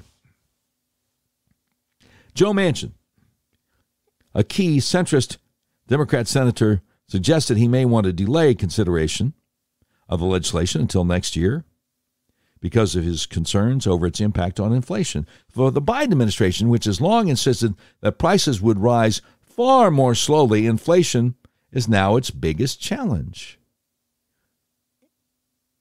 He says, how could an administration loaded with savvy political and economic hands have gotten this critical issue so wrong? He says they can't say they weren't warned. Notably by Larry Summers, former Treasury Secretary, and my former boss in the Obama administration, and less notably by many others, including me. We worried that shoveling an unprecedented amount of spending into an economy already on the road to recovery would mean too much money chasing too few goods. From my many conversations with administration officials, lawmakers, and informed onlookers in recent months, it's clear to me that the pressure on the White House, particularly from progressives, to move forcefully was intense. Emboldened by his victory over Donald Trump, Mr. Biden made clear he believed he had a mandate to effect broad change. Haunted by the response to the 2008 economic crisis, deemed too timid by many experts, his mantra has been that it is better to do too much than too little. Maybe, but this much?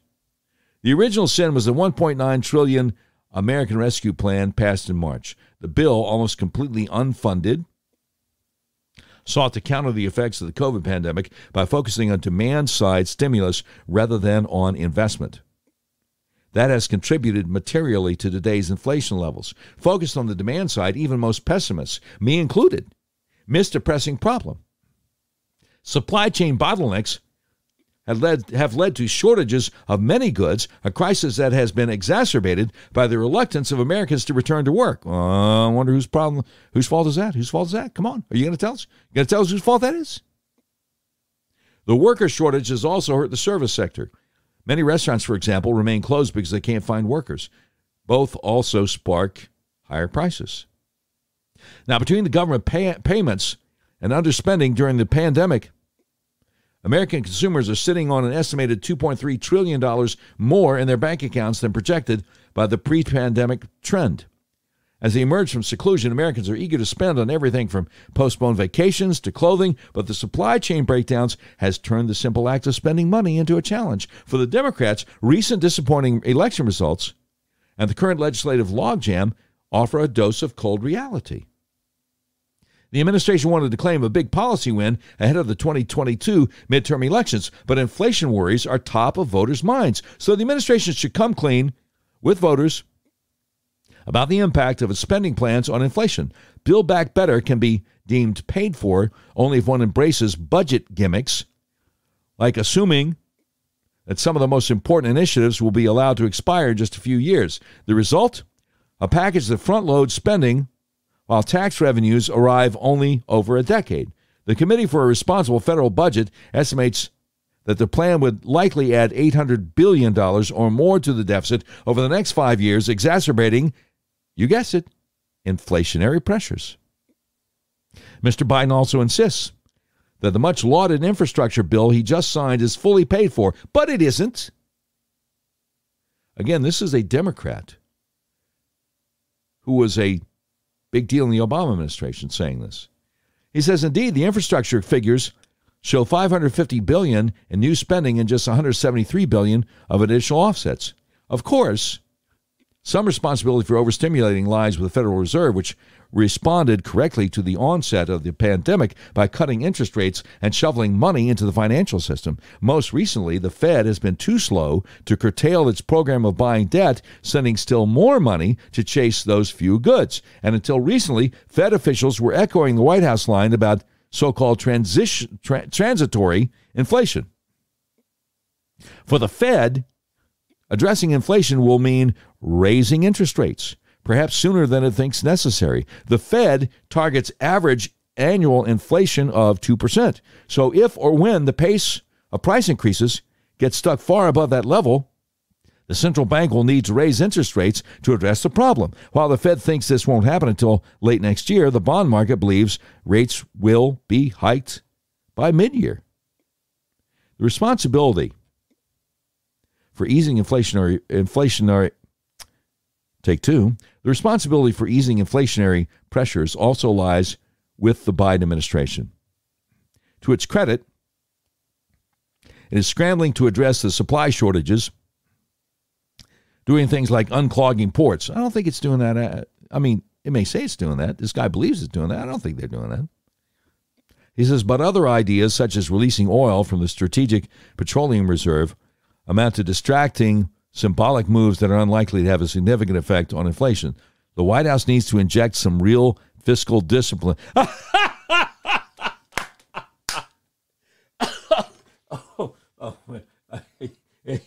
Oh, no way. He didn't say that, did he?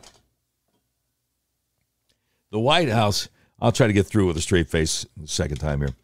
The White House needs to inject some real fiscal discipline into its thinking. Given the importance of Mr. Biden's spending initiatives, the right move would be to add significant revenue sources. Yes, that means tax increases. We can't get back money badly spent, but we can build this economic plan back better. That is Stephen Ratner, who served as counselor to the Treasury Secretary in the Obama administration. And his article is entitled, I Warned the Democrats About Inflation. See, what he's unwilling to address here is that this is by design. In the heavy inflation is a feature, not a bug. This is exactly what Biden and his handlers are trying to do, and he just can't wrap his mind around that. Which is kind of surprising since he worked with this guy before. They need to, what was that last thing? They need to inject some real fiscal discipline into their thinking. They're Democrats. They're Marxists. They're not liberals. They're communists. There's going to be no fiscal discipline. Are you kidding me? You must be joking. Not going to happen. Not going to happen. By the way, the great independent journalist Jordan Schachtel over to Substack said Michigan's new COVID case rate is now a whopping 10 times higher than Florida's. Hospitalization rate is 5 times higher than Florida. All metrics currently heading in the wrong direction. Have you read a single story in corporate press, even lightly critiquing Gretchen Whitmer, governor of Michigan's handling of the pandemic? No. They hate DeSantis. Right? They hate DeSantis. Oh, by the way, the great Murray Rothbard over Twitter says the Biden administration and Merrick Garland have turned the war on terror inward against the American people. It was only a matter of time. There have been many steps that preceded it. It only gets worse if we don't demand reforms, resignations, prosecutions, and vote them out. Yeah, that's true.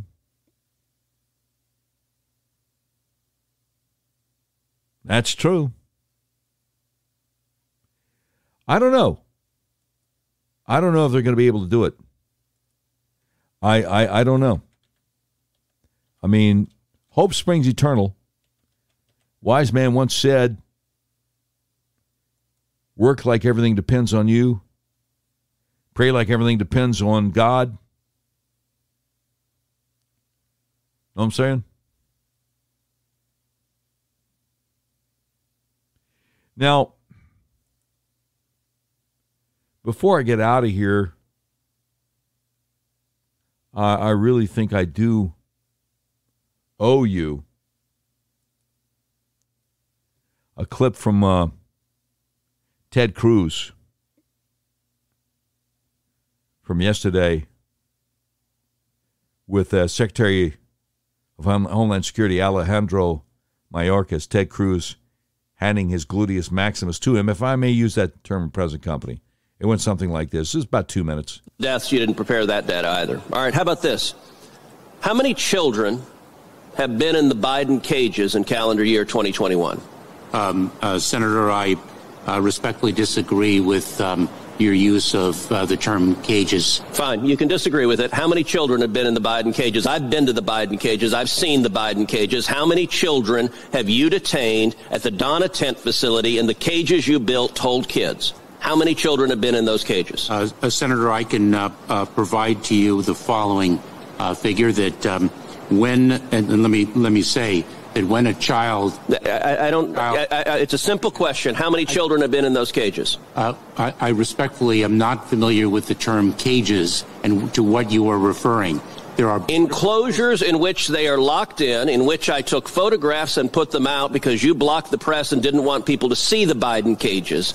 These secure facilities in which they are locked down in Donna, those facilities, how many children have been in them? Senator, there are three types of facilities. There's the Donna tent cages, the Donna tent city. Let's take the Donna facility. How many children have been there? That is a soft-sided facility. It is not a... Okay, are you going to answer the question? How many children have been in that facility? I will have to circle back with you with the precise number.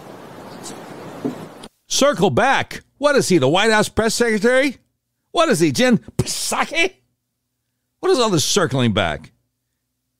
Is he not served well by his staff? You got to know you're going to get a question like this. It's a big time now, you know? Secretary of Homeland Security, you're going before a Senate committee. You don't think you're going to get questions like this? What a maroon. Here's more. Oh, by the way, here's a photograph of the Biden cages. Senator, that is precisely why I articulated... Children sleeping on floors, crashed in upon each other. When I took this photograph, the rate of COVID positivity was over 10%. May I speak, Senator? You can answer the question. How many kids have been in these conditions? That is precisely why I stated in March of this year that a Border Patrol station is no place for a child, number one. Okay, but number two, all right, Secretary Mayorkas, you're not answering my question, so let me ask you this. In the past year, has Joe Biden been down to see firsthand the Biden cages? Senator, I will again... Has Joe Biden been down to see this facility? Yes or no? The president has not been down to... Okay, no. Has Kamala Harris been down to see the Biden cages, this facility? Yes or no? The vice president was at the border. Has she been down? Nah. He's speaking slowly to try to exhaust Ted Cruz's time. You know what I'm saying? I don't know if you heard about Biden and his old buddy, Xi of China. I got a little something for you. President Xi, is there going to become a time where you might call him old friend to old friend? Let's get something straight. We know each other well. We're not old friends. And the president this summer told Peter here that he does not consider President Xi an old friend. How would you describe their relationship going into this meeting? Well, I think I can confirm, Peter, he still does not consider him an old friend. So that remains consistent. And then we see the picture of them smiling and waving at each other. It's the first time for us to meet virtually. Although it's not as good as a face-to-face meeting, I'm very happy to see my old friend. So Premier Xi of China calls Biden his old friend, and Biden certainly doesn't. He'll try to correct Peter Doocy. He's not going to correct the head of the genocide in China.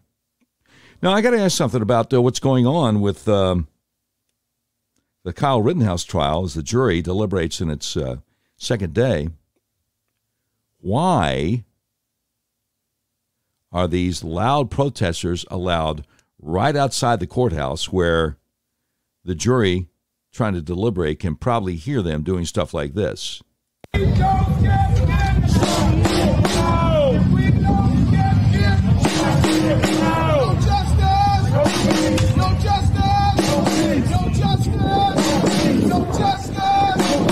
Gee, I wonder if that is in any way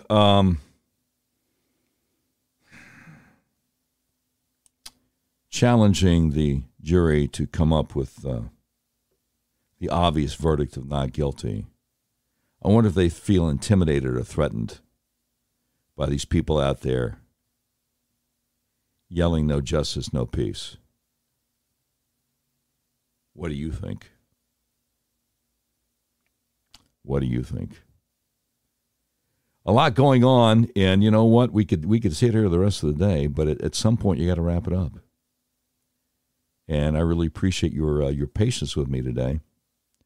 I'm just so thankful that God has opened the door for me to do this live stream / podcast every day. And there's nobody saying, you better not say the election was stolen or you'll be fired. There's nobody to say, now make sure your personalities don't cast any aspersions on the safety of the vaccines. I'm thankful. I'm thankful for this opportunity. All right, pardon me. That having been said, you've been listening to the all-new Doc Washburn Show. This has been episode number 27, November 17th, 2021. Today's program has been produced by Tim Terrible, directed by Mick Messy. This has been a terribly messy production. Portions of today's show will be taken overseas and dropped. If you'd like a transcript of today's episode of the all-new Doc Washburn Show, simply peel the roof off a Rolls-Royce panel truck and send it to Mansour's Computer Solutions, 7th floor of the ephemeral B. Smoot Building, Whitehall, Arkansas, in care of Sheriff Mansour Sempier the 10th. Well, that's the way it is. Wednesday, November 17th, 2021.